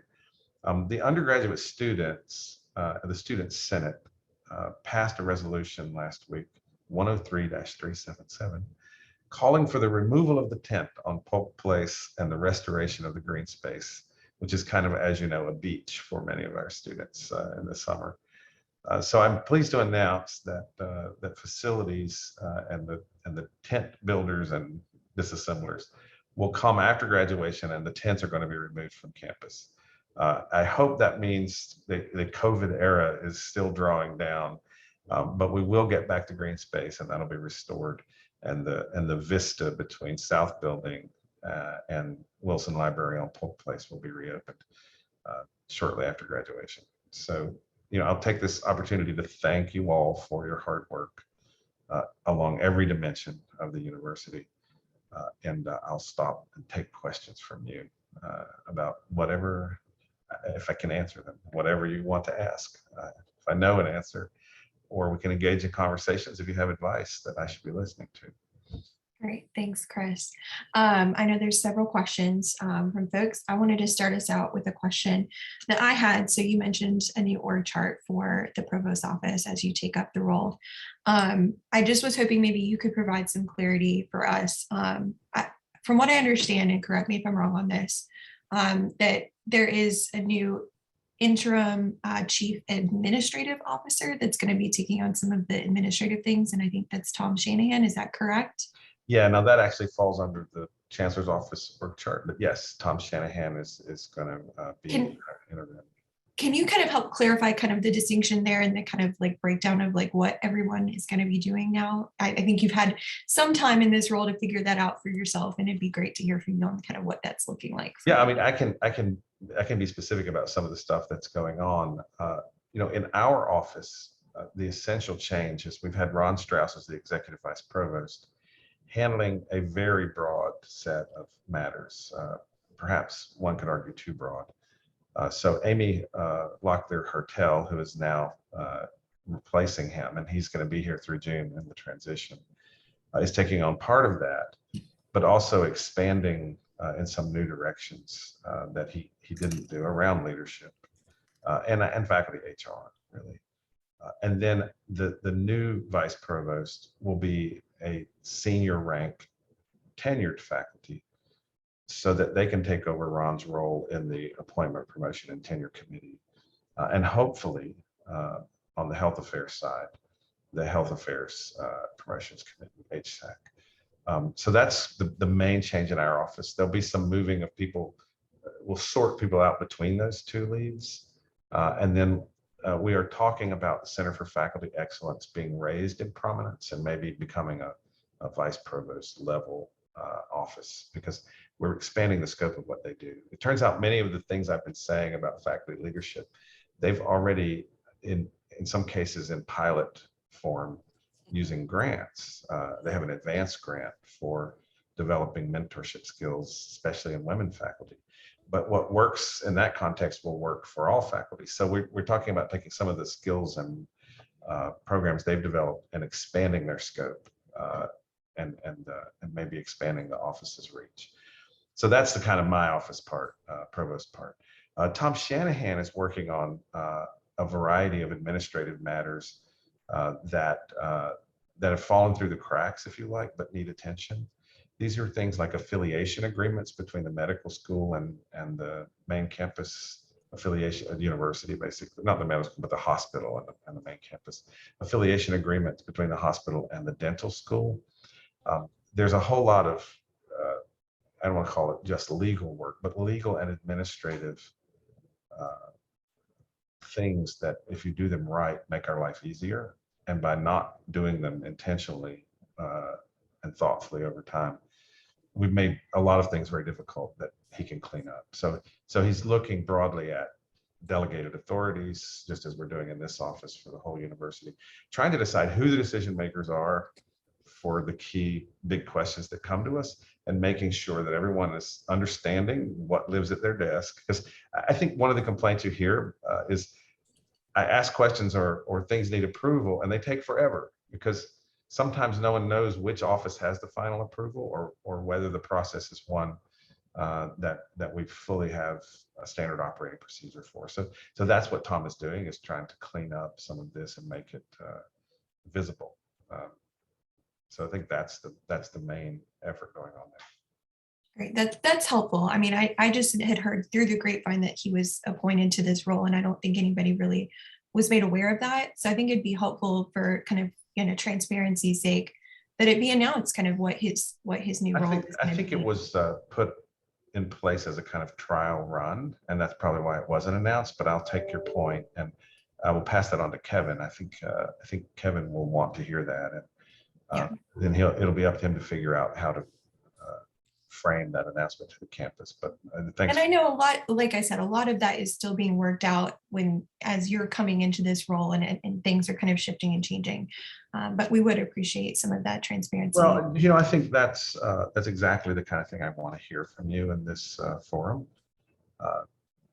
When there's buzz about something and we haven't addressed it, it's always much cleaner to say exactly what we're doing. And sometimes the answer will be is we're trying to get our act together. So I very much will admit that the first 2 months have been me trying to get my act together over here. And I think we learned during the pandemic to provide some grace and empathy there as we kind of figure our stuff out. So yeah, so I'll pass that on to Kevin as an action item. Thank you. Thank you, Chris. Arlene, your hand's up. I was just curious what's going to be done with the tents and the tables and chairs. Were they rented, or is it something that the university will put into storage in case of events or emergencies again? And another question before you answer, is it all of the tents or just the tent in Pogue Place? That was another clarifying question. Yeah. I believe these were leased, and it is all of the tents. They're not cheap to keep paying rent on, but I think they'll go back to whoever provided them. And then some of them were nearly destroyed in our snowstorm or whatever you want to call it. But I don't think we own them. I'm not 100% sure. I can find out if it's important to know, but I think we can always have them brought back by the same folks who put them up to begin with. Chris, this is Rick. Can I just jump in to give clarification? Please do. Yeah, the tents were rented. And they were allowed to stand via a temporary structure permissibility from the state construction office. And that was extended through COVID times when we started with the physical distancing. And so these are considered temporary structures and by state statute need to come down also. There has been discussion around some of the chairs and some of that is our furniture. And so the chairs and tables we are thinking about because that can stay up in certain places where there's a patio or such, not on a green grass. And so we've looked at places like Lenore where the added seats have been helpful. So there are conversations going on where we could leave seats behind safely without the canopies remaining. Great, that's helpful. Thanks, Rick. My official story is we're being responsive to the resolution from these students. Shayna, your hands up. Hi, it's a delight to have you here. No one is happier than I am that you're here because the roundtable with the provost and the chancellor was one of my initiatives. So thank you very much for coming and sharing your time with me and with the group. You asked for buzz. So here's some buzz. I am thrilled to hear that the candidate pools are strong in the leadership roles, but I would like to share with you that the exact opposite is happening in the staff pools. Postings that normally get 50 and 60 candidates are getting 3 to 5. Even with external advertising, some of those are failing and having to be reposted. We just can't attract people here. And a lot of us that are left on this campus are trying to cobble together several jobs. And we want to be able to support these great new leaders coming in, but we're just dying here. So if you can strategize with us in any way, we know that we have seen salaries stagnant. We're very, very happy that there was some movement from the legislature this time around, but benefits have been dwindling. We just don't appear to be, an employer of choice right now, and we're struggling. So Shane, can I dig in on that a little? Well, first of all, I'm happy to be here, and thank you for, creating the roundtables for everyone to participate in. But I'd like to just dig in a little. Is this broadly across every unit that we're seeing this? Is it Yes. focused in some? Are we getting feedback that it is pay, or is it a combination of things? You said benefits. I'd like to make as specific as possible a set of action items. I'm sure Becky has taken action items on this already, but at my desk, maybe there are things I can do if I understand it really, really well. So tell me the breadth and what we know from the candidates about. We may not know if they don't show up, why they didn't show up. But if it's money is the main thing, then I'll hammer that point with our stakeholders in the DOT and at the legislature. So I think you're getting some responses in the chat. Pay, and mostly pay. We are representative of every classification on campus. So right. I think some experiential data is coming to you here. What I'm hearing at the staff assembly level is the same thing. It's pay and benefits. And, Dolly Parton provides full educational scholarships for her staff and the faculty of her staff. So can we look at some of these out of the box thinking benefits to try to look at ways to keep people here? We have a lot of talent in North Carolina, and the system needs us. Yep. So we just need to be able to attract them and retain them. And so we're at a crisis point. Yeah, I'm looking at the comments now. So it sounds like some of it, so there's two reasons you might not pay enough. One would be you didn't have the money. The other would be you didn't have the flexibility in your HR classifications. And it sounds like it may be a combination of both. In some cases, we do have the money, but we don't have the authorization. In some cases, we don't have either one, or without the money, there's no reason to ask. I think it's more broadly the classification structure at the state level is very limiting and it's outdated. Okay. Well, I know Becky's probably commented on what's happening at the system office. There's been a kind of a swap of privilege here that she can explain. I wonder whether it's going fast enough, Becky. I do worry about workforce across the whole. I think that the swap of authority is really important, but that really impacts our, as I mentioned earlier, our EHRA employees. I think a lot of really where I think we're feeling the most pain, and I think the turnover data and sort of the hiring challenges that many of you are talking about are showing up all over, but particularly among our SHRA employees. And part of that is the result of the ranges not being changed, and the conversation Link had just commented on in the chat, the state being unwilling to change the ranges before we move into the new system. And we continue to advocate on that. I've been on a number of calls recently with my colleagues at NC State trying to figure out if there are other things that we can do. As I mentioned earlier, I'm on a task force with the Office of State Human Resources. Link and his team have been working with a number of people. The challenge is right now, we as a campus have very little authority. So advocacy is our greatest resource in some ways. We're trying to stretch every area of the rules within the regulations we have to be able to keep people and hire people. But until we get the rules changed, we don't have as much latitude to address some of the very, very real problems people are raising. And it's a real concern for all of us in central HR as well. We know this is a problem. We're watching the pools be smaller. We're seeing failed searches and repeated searches. And the problem then isn't just that you don't have anyone to fill the jobs.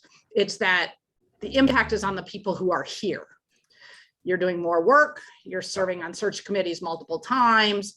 The work is not an added competency, so you're not being compensated for it. And these are all parts of the structure that we don't have the authority to change. So we have a handful of things that we're doing in the advocacy piece. I sent a memo to Kevin not long ago, sort of saying, how can we work on this a little bit more? And there's a task force call later this afternoon. So it's not that things aren't happening, but to Chris's point, they're not happening fast enough. So Becky, who does decide? I mean, what you're saying, I think, is we are going to some new system that may give us more flexibility, but in the changeover, they're refusing. I wouldn't actually. So there are two pieces. The Office of State Human Resources decides, and I think it's probably an overstatement. And Link, you can correct me if I'm wrong. I wouldn't say that the new system is going to give us more flexibility. Is it going to give us new ranges? It's going to give us maybe different ranges, but it's still a competency-based system. The reason we're not in it now is when the state transitioned to the system originally, it was very worrisome about the way it was playing out. So the system office fought really hard to say, we're not moving into that. It was a really, really tough transition for state employees. And I can say things have gotten better over the few years that they've been in it, but it's by no means excellent. And we continue to express our concerns about having to go into that system. And the system office continues to express their concerns about having to go into that system. But absent any, like the Office of State Human Resources continuing to support our existing system, we don't have anywhere else to move. It's either go into their new system, or the Office of State Human Resources continue to support our own system, or the thing we probably should have done, and this is Becky Mangini, the individual citizen speaking, less in my role as Vice Chancellor, we should have created a system-based HR personnel system for university employees about a decade ago. And sure, even if we were to do that today, the point at which we would be able to migrate in a meaningful way is probably 6 or 8 years out. So the Office of State Human Resources reports to the state treasurer? I forget who it is. Okay, I'll go look it up. Yeah. I'm not supposed. I think I'm not supposed as provost to do electioneering or anything like that. Yes. So let me just say, as a citizen in a kind of vague way, they need to get their act together, because my daughter is a school teacher. The same thing is happening as you may know, across the state in the very low paid middle school teaching and all the school teachers. There's a wave of retirements that is about to crash on that system as well. And so I don't understand what more needs to be clear to act than that we cannot hire, right? I mean that's so maybe it's about how we communicate back to that. So I will attempt to open a channel of communication to people in those high offices to see what I can learn. But it sounds like Kevin is doing that, system office is doing that. So I don't want to get in the way of what's already going on, I'm sure, in a thoughtful way. And I don't think me calling and pounding the table is probably the right approach. But it sounds like the more we can get the message to them that this is. I think the more we have our senior leadership backing Becky and her team in these advocacy efforts and saying this is what we need in order to effectuate our mission here at the University of North Carolina at Chapel Hill, I think the more voices we have coming at them and saying this is what we need will put pressure on them to make a change sooner rather than later. Well, this is one of the roles our trustees should play. Yeah. Right. They have to look after the health of this university. If they're apprised of these issues, they can speak on our behalf as well. And I think they probably know this already. I know we've talked about it there, but maybe we need to keep raising the alarm a little.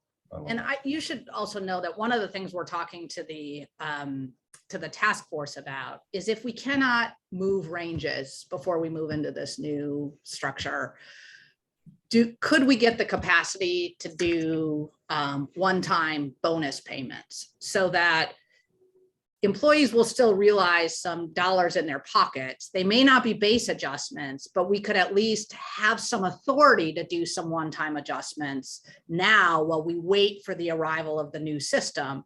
Again, it's not the perfect solution, but it's a solution that we think could put money in employees' pockets and help us retain people and still allow the Office of State Human Resources to abide by the things they want to do. So we're trying to figure out not just the ideal solution, but what are some steps that we could take in the interim before we have to get to, or before we can get to that ideal solution. Okay. I'm just reading some more of the comments that have appeared too. Yeah, I'll let you continue reading. Laura, your hand's up. Yeah, I just want to make sure, I know Stephanie's hand was up a few minutes ago and she put it down, but as chair of personnel, I imagine this is touching quite closely to her work. So I want to make sure she had the opportunity to talk or question something if she needed it before I ask a totally unrelated question. Go ahead, Laura. Okay, cool. Thanks, Stephanie. So I wonder if you could give us an update on how things are going with the testing system now that we have shifted from our own internal COVID testing system to the external testing system. Is it getting used? Is it going well? I know I personally haven't tried it yet, just haven't overlapped with my working hours. So do you have an update that you could get for us on that? I can give a partial update. I haven't actually read the last weekend's report, but what I saw before that is that it had been fairly seamless. It looks much the same to the students. I mean, the tool that you engage with it is slightly different because it's from the outside provider. We do still have students taking advantage of testing. It's hard to know how many folks are testing at home now that the paper script tests are. So I think we're less and less believing that the numbers we get from that are going to be representative of the larger population that may be testing and not reporting the results of the test. But it was getting used, and the numbers continue to look good for the campus. And if you want to know more, send me an email, because I can send you the report on we still monitor and get a Monday report, but unfortunately maybe it's a sign that COVID is loosening its grip. I didn't read the whole report when it came in my email, so I'll confess to not being able to read everything I get.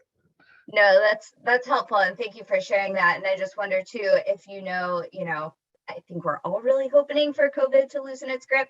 Are there plans to stop testing on campus completely at some point? Are you aware of any of that? Yeah, I don't think we've reached the point that we were talking about shutting it entirely down. We'll visit the question as we see how the semester ends and the summer develops. It is good that we're not having to run our own testing at the lower numbers, because you have to staff it at some minimal level, and it was expensive to do. So I think it made financial sense to go this way. But if there's any change, I'm sure it'll get announced by leadership well before we make any final decisions on how long to continue this. But as far as I know right now, it's going to continue for the foreseeable future. That's great. Thank you so much. Yes, thank you, Chris. Any other questions for Provost Clemens? And I think there's been some questions in the chat geared towards Becky, but Katie, do you save the chat? And if so, can someone email me the chat? Matt, can you make sure that we share that or save the chat, please? Yes, I will do so. Excellent. Yeah, I'll just say that when I came in and talked to you 2 months ago, I said part of what I want to do is be able to tell our awesome stories. I also want to be able, in your words, to say to people who ask me, what is the actual crisis in hiring or HR? I'd like to be able to reflect the comments here, which are real concerns about inflation, about the cost of living in Chapel Hill, which is escalating as rapidly as I think I've ever seen it, and I've been here 23 years. These are the concerns that need to be in front of folks who are making these decisions. So I want to read through them and get a little summary sheet that I can use if I'm in a call with someone who asks this question. So we can get that the chat to you, as well as a recording of the meeting, if that's thank you. Yeah, and if there are questions in there, I'll when I see them in the chat, I'll try to send you an email and answer. So, thank you again for being with us today for the yeah, no, thank you. Look, I hear what you're saying, and and like Becky, we obviously want to do our best for you. It's frustrating. It's very frustrating to hear these kind of bureaucratic answers that we're waiting to change a system and can't, it's not the answer that you want to hear. I know it's not. So I know Becky will continue to work, as will the chancellor, on that, and I'll add my voice to theirs. Yeah, and thank you to Shayna as well for giving us these roundtables. I think they've really added some rich discussion and allow Chancellor Guskowitz and Provost Clemens to have that touch point with staff and to hear all of these concerns and have these conversations. Yeah, and I'll pass the points on to him that I have for him. So thank you so much. I appreciate it. Thanks for being with us. Yeah, bye-bye. All right, folks. Next up on our agenda is the consent agenda. Does anyone want to pull committee reports from the consent agenda before we vote on the consent agenda, which includes March minutes that were sent out separately? I know I want to pull recognition and awards, and I think Laura has something also to add for that as well. So that one's going to get talked about, but any other committees that y'all want to talk about separately? I have a brief update from staff assembly. Okay, so staff assembly, recognition and awards, anybody else? I can also do a brief education and career development. Okay. All right, well, other than that, do I hear a motion to approve the consent agenda for April? Arlene moves to approve the consent agenda. Do I hear a second? And Danielle seconds. All in favor of approving the consent agenda? Aye. Aye. Aye. Aye. Aye. Aye. Aye. Any opposed? Any abstaining? All right, the consent agenda passes. We're going to start with recognition and awards. I wanted to give a quick update. The K. Winberg Hovius Outstanding Delegate Award process will be upon us soon. Matt will be emailing delegates, sending out the notice about voting. Just know there's no real particular criteria to consider when deciding who to vote for other than the name of the award itself, Outstanding Delegate Award. Of course, past winners cannot win again. And I think Matt's email will include a list of past winners for those to consider and make sure you don't vote for those people. But otherwise, be on the lookout for that email from Matt, and you can vote soon. I don't know exactly when. Laura, you had other updates for recognition and awards. Yeah, so as you all likely know, Nataya has sadly left the university, which is a huge, giant bummer across all accounts. In her absence, Tiffany and I are, with Matt's expert assistance, leading the charge for this year's Recognition and Awards Committee. We are slightly behind Nataya's amazing schedule, but it's fine. It's going to be fine. Everything's going to be great. We are still planning to open up nominations at the beginning of next week, and those will run till the end of April.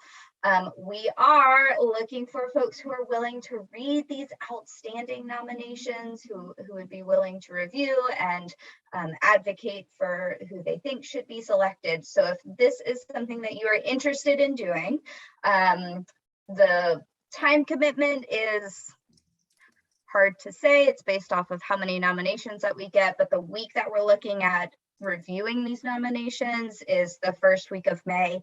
Yes, I know it's the week before graduation or the week of graduation rather, and that's terrible. I'm sorry, but there's nothing I can do about that. So I really hope you all will consider reading these amazing applications. If you want to be a reviewer, please email either me or Tiffany. I will throw our email addresses in the chat so we can get our group together. That's all. Thank you both for volunteering to lead that effort. We really, really appreciate it.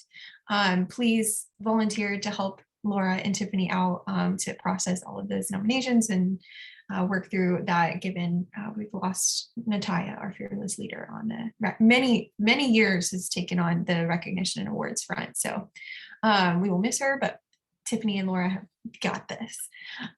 So thank you for that. Laura, you also wanted an education and career development update? Yeah, because you haven't heard enough out of me today. So just briefly, we do plan on opening professional development grants up this month. That needs to get done. That will be getting done this month. And we will also open up applications for the Carolina Family Scholarship. If you aren't familiar with this scholarship, it goes towards dependents, children, primarily of employees of the university. How much it is really depends on how much we have in our budget, but it's approximately $1,000 or $2,000 for an academic year. So once applications for both Carolina Family Scholarship and professional development grants open up, you will of course get emailed. Excellent, thank you. Shayna, you had a staff assembly update. I just wanted to briefly let everybody know that we, for the past several years, the Chancellor's Cup Golf Tournament has been at Tobacco Road. Tobacco Road has raised their prices by $17,000 this year with very little notice. So the staff assembly is working very, very hard to bring the Chancellor's Cup Golf Tournament to one of the campus facilities. I worked on a quote for Findlay. I'm excited to report that Findlay is the lowest quote we have submitted to this point. Thank you, Jackie, for helping set up some connections. I've had several meetings. I would love to see the event here in September. The vote will happen next week. I cannot tell you what the full body will vote on, but fingers crossed, everybody. It would be great to have that event at Carolina. The second thing is I would like to try to bring a resolution to the staff assembly regarding the pay bands. If anybody is interested in working on that, I have a very tight turnaround. I think it's a really easy, short resolution. Please email me. I want to try to start the conversation next week at the chairs meeting. So please email me if you're interested in working on that resolution. Thank you. Please loop me into that, Shayna. Keith, your hand's up. Yeah, just to touch on what Shayna was saying about the golf tournament, not to get too deeply into it. If it is voted on and at Findlay, we will need the entire support of the employee forum. Just because there's been a whole lot going on and it's going to take a whole lot to get it moved to here. And if we get it moved here and we don't have the volunteer support, it will most likely never be here again, just to be honest. So just a heads up, we're going to push for it in our meetings for it to be here. One, because it's us, and two, because it is fiscally responsible for it to be here. But we are going to need your support. It is not until September though. Thank you. Can I say something right quick? Yeah. Go for it, Dr. So in Streeter. regards to the golf tournament, when it moved to Tobacco Road, it was supposed to be at Findlay in Chapel Hill. We were supposed to be the host school, but because they were doing stuff on the golf tournament, it was closed out. And that's how we ended up at Tobacco Road for the golf tournament. So it would be nice to just go ahead and bring it back.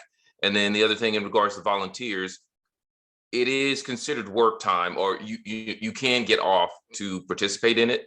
So if it comes to Chapel Hill and the forum is the host, responsible for being the host, we can also open it up and ask for volunteers from the rest of the UNC community. Great. Thanks for all of those updates, everybody. I think that's it for our consent agenda. New business.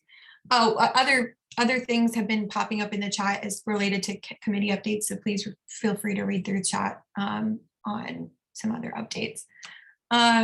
New business. We have 2 resolutions that we're considering for this month.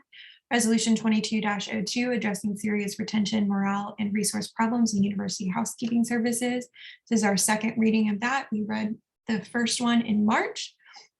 And then we also have resolution 22-03 concerning sexual assault and sexual harassment, since it is Sexual Assault Awareness Month. This is technically our second reading of this as well. The first reading was accomplished at our March 22nd Executive Committee meeting. So we're going to do both of those second readings now. Stephanie and Matt, I'm not sure if y'all want to kind of take the lead from here. I can share my screen, or you guys can share your screen. Either way works. Thanks, Katie. I think if you could share your screen, that would be great. But I just want to see if anyone, I don't have to read both of these, so if anyone wants to read them, throw up a hand. Definitely, I'll read the other one. There we go. Never mind. Matt, have fun. Okay, which Okay, one's so the other housekeeping one first, is that correct? Okay, so I can read that one, and then Matt, you can read the second one. Okay, can everybody see my screen? Good. Yes. Yep. And is that big enough? I'm gonna read it off my screen just so I can scroll, but that's just for everyone else.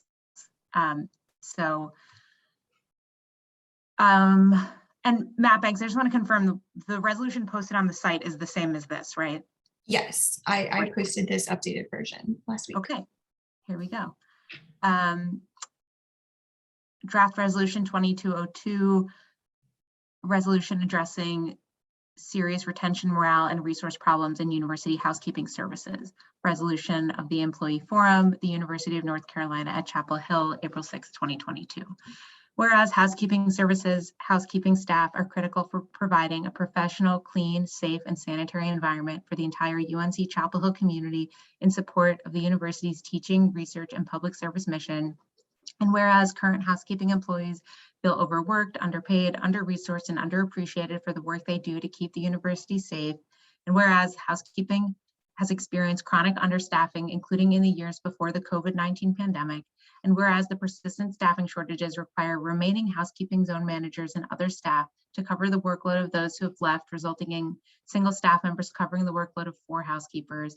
And whereas despite ongoing staffing shortages, remaining housekeepers were recently required to complete additional labor-intensive tasks such as cleaning the Dean E. Smith Center and manual snow shoveling. And whereas the tools and equipment required for housekeepers to successfully complete those additional duties are in limited supply, and subsequently at least one staff member had to bring their personal snow removal equipment to complete university work. And whereas staff who work more than 40 hours in a work week while responding to inclement weather, condition 2 or 3, are given compensatory time with no option for overtime pay instead. And whereas the workload left to remaining permanent staff and a revolving door of temporary employees has exacerbated staff burnout, low morale, and retention. And whereas zone managers have had to raise concerns to housekeeping facilities leadership regarding staffing, morale, equipment, and additional duties. And whereas the employee forum has also raised concerns about these issues to housekeeping facilities, finance and operations, and human resources leadership for the past 18 months. And whereas the current approach to staffing and coverage is unsustainable for remaining permanent staff given long-term staffing shortages. And whereas the current process for posting housekeeping vacancies consists of requests going from housekeeping leadership to facilities leadership and finally to human resources for review.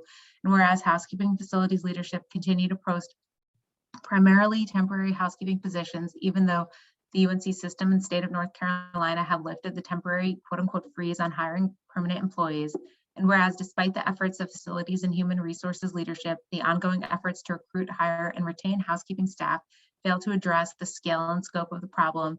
And whereas human resources has its own staffing challenges and lacks the capacity to help housekeeping.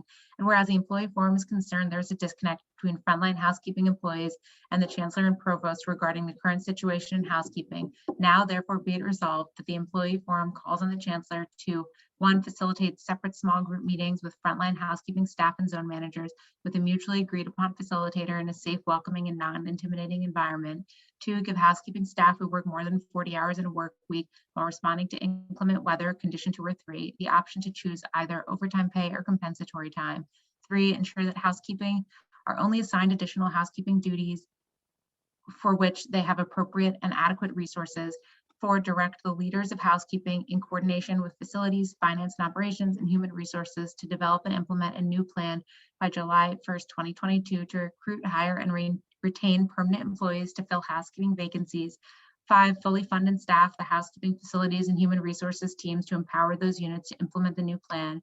6, commit to monthly meetings with housekeeping zone managers and frontline employees beginning in August of 2022 to ensure the housekeeping staffing problem is improving. 7, hold senior housekeeping facilities, finance and operations, and human resources leadership accountable for the implementation and outcome of this plan. All right, great. Thanks, Stephanie, for reading that. I'd like to open it up for discussion on this resolution now. Any comments, thoughts, feedback, ideas, etc.? Before we jump to those, I just want to thank everyone who worked on this resolution. It's been a long time coming. We've been talking about this in the forum, in our committee, in lots of other settings about this issue for a long time. And Matt and I received a lot of feedback from a lot of different groups. So just a big thank you to anyone who contributed to this work. This was a huge team effort. And giant ditto to that, Stephanie. Jackie, your hand's up. Yeah, I'll echo your comments, Stephanie, just to say thank you to everybody who worked on this. And then also just thank you to the housekeeping staff that continued to do your job, even though your conditions, your job duties are beyond what you should be asked to do. So thank you for keeping our spaces safe and clean. And we're really sorry that you're getting mistreated. And thank you for standing in your space while you're being mistreated. Thanks for that, Jackie. Other discussion around draft resolution 22-02.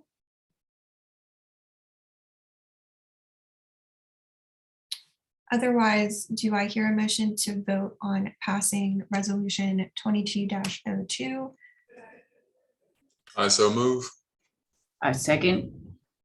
All in favor of approving resolution 22-02, resolution addressing serious retention, morale, and resource problems in university housekeeping services? All in favor, say aye. Aye. Aye. Aye. Aye. Any opposed? Any abstaining? All right, resolution 22-02 has passed. Congratulations and thank you again to Stephanie, Matt, and the entire Personnel Issues Committee on working on this. And thank you to everyone else who contributed their voices to this really, really important resolution. Give me a few seconds to stop sharing my screen and reshare with the second resolution.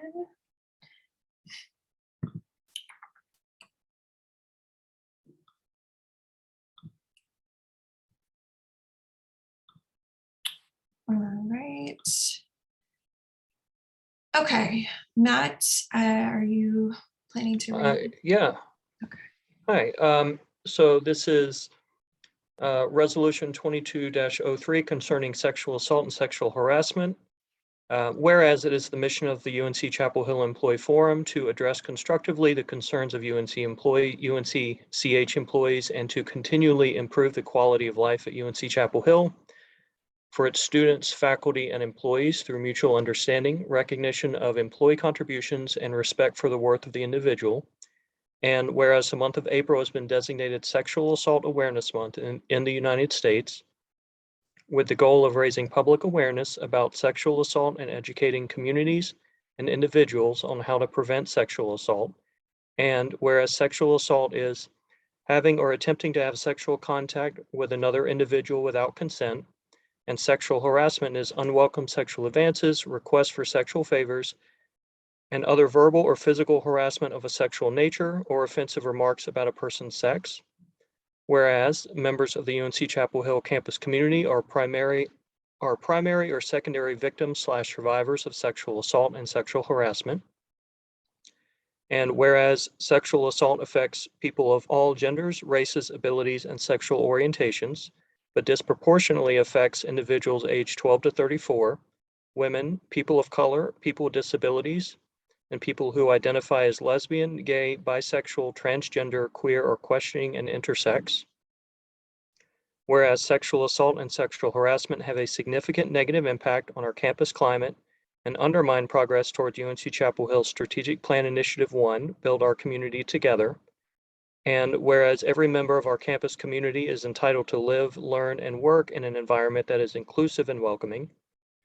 And whereas the Employee Forum has declared by resolution in 2008, 2011, 2013, 2015, and 2016 its unequivocal support for the continued development of strong measures to prevent and respond appropriately to incidents of sexual assault and sexual harassment on our campus. Now, therefore, be it resolved that the Employee Forum reaffirms its commitment to a safe and inclusive campus community by annually recognizing April as Sexual Assault Awareness Month, strongly supporting campus, local, and state efforts to prevent violence in all its forms, and connecting victims/survivors of sexual assault and sexual harassment with support and resources.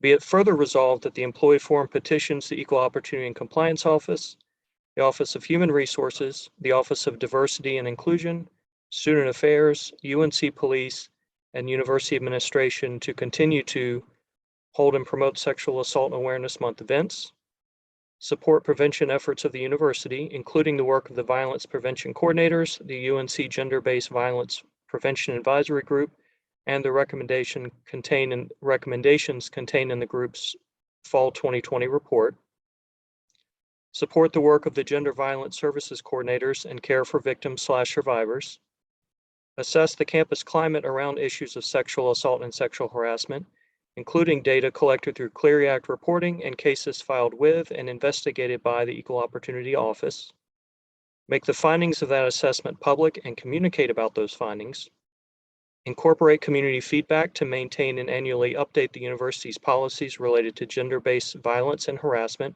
and related training modules, and hold the perpetrators of sexual assault and sexual harassment accountable. Excellent. Thank you for reading that, Matt. I'd like to open up comment and discussion on Resolution 22-03, Sexual Assault Awareness Month. I'd like to start that comment by just stating, as it mentioned in this resolution further up, the Employee Forum used to do annual or mostly annual resolutions to this effect, honoring Sexual Assault Awareness Month in April. So this was an idea floated by Matt Banks, who is our trustee knowledge keeper of the past 30 years of the employee forum. So we appreciate this coming forward, Matt. Thank you for that. And I wanted to send a special thank you. Like I said earlier, Holly Lovern, who spoke with us first today, helped us to kind of refresh this language since we hadn't passed it since 2016 to make sure that this was kind of current, accurate, and spoke to the current campus situation related to this resolution. So comments, feedback, thoughts on draft resolution 22-03. I have a question on procedure. And maybe I missed this, I'm sorry, I had to take a phone call for a minute. Is there a proposal out there about skipping second reading for this to make sure it gets approved in April? We fulfilled our first reading at the executive committee meeting where we did the first reading of this. And I think Jacob, you confirmed that that was doable. That's Yeah, great.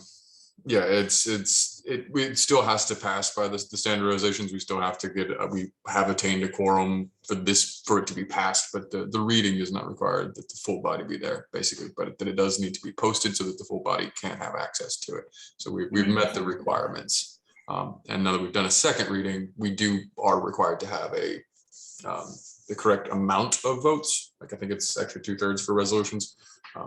But as long as it passes, we're fine. Terrific. Thanks for clarifying. Yep. Yes, thank you to our trustee parliamentarian on that. Charles, your hands up. So I wanted to ask the list of action items on the second page, is none of that currently being done whatsoever in any form or fashion? It says administration to continue to. Oh, okay. Yeah. All right. Great point, though. Other thoughts, feedback on draft resolution 22-03?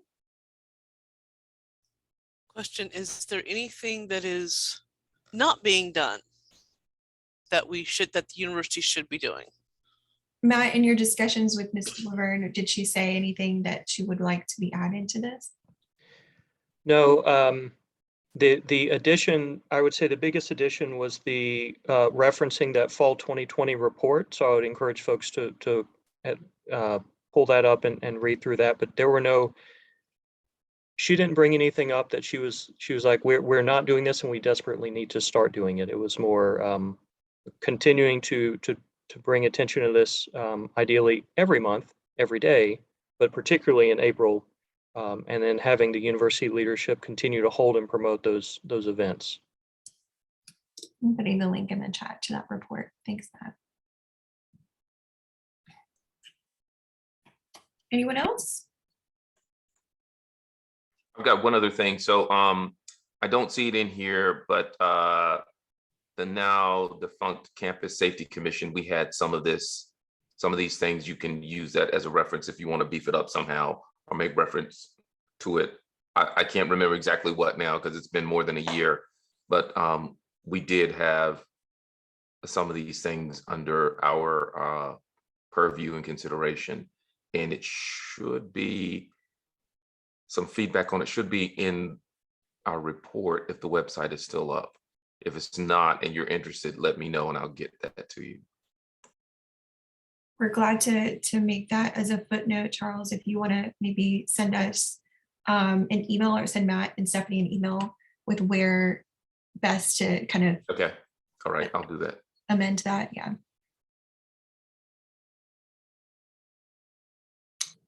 Okay. Well, we've had one suggestion for a revision of adding a resource as a potential resource on the footnote list. Beyond that, do I hear a motion with that revision in mind to approve resolution 22-03 related to Sexual Assault Awareness Month? This is Arlene and I so move. Do we have a second? I second the motion. All in favor of approving resolution 22-03 concerning sexual assault and sexual harassment resolution of the employee forum? Aye. Aye. Aye. Aye. Aye. Any opposed? Any abstaining? Okay, resolution 22-03 has passed. Thank you all for your work on this resolution and on the other resolution. We really appreciate it. We are at 11:30, right on the dot. I don't think this has happened in a long time. So do I hear a motion to adjourn for today?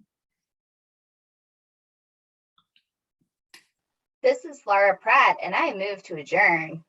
Excellent. I'll second that motion. I second. All in favor? Aye. Aye. All right. Well, thank you all, as always, for attending, and we'll see each other sometime soon. Thanks, everybody. Bye. Bye, y'all.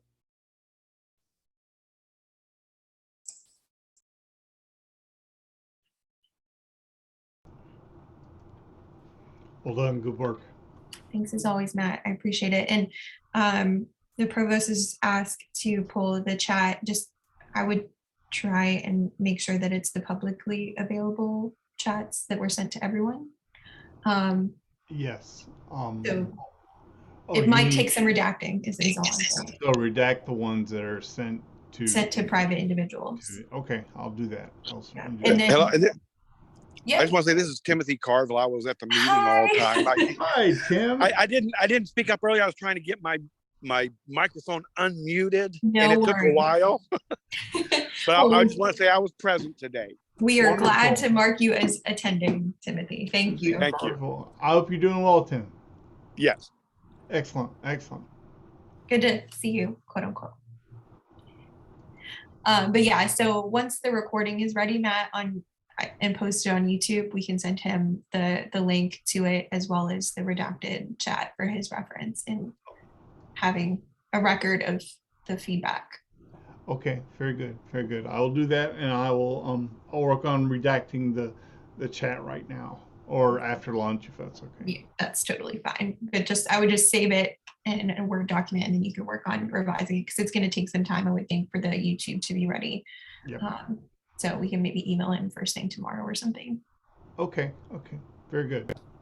All right. Well, thanks, Matt. I think we can also work on changing the language of the draft resolutions now that they are fully passed on both of those 22-02 and 22-03. So yep.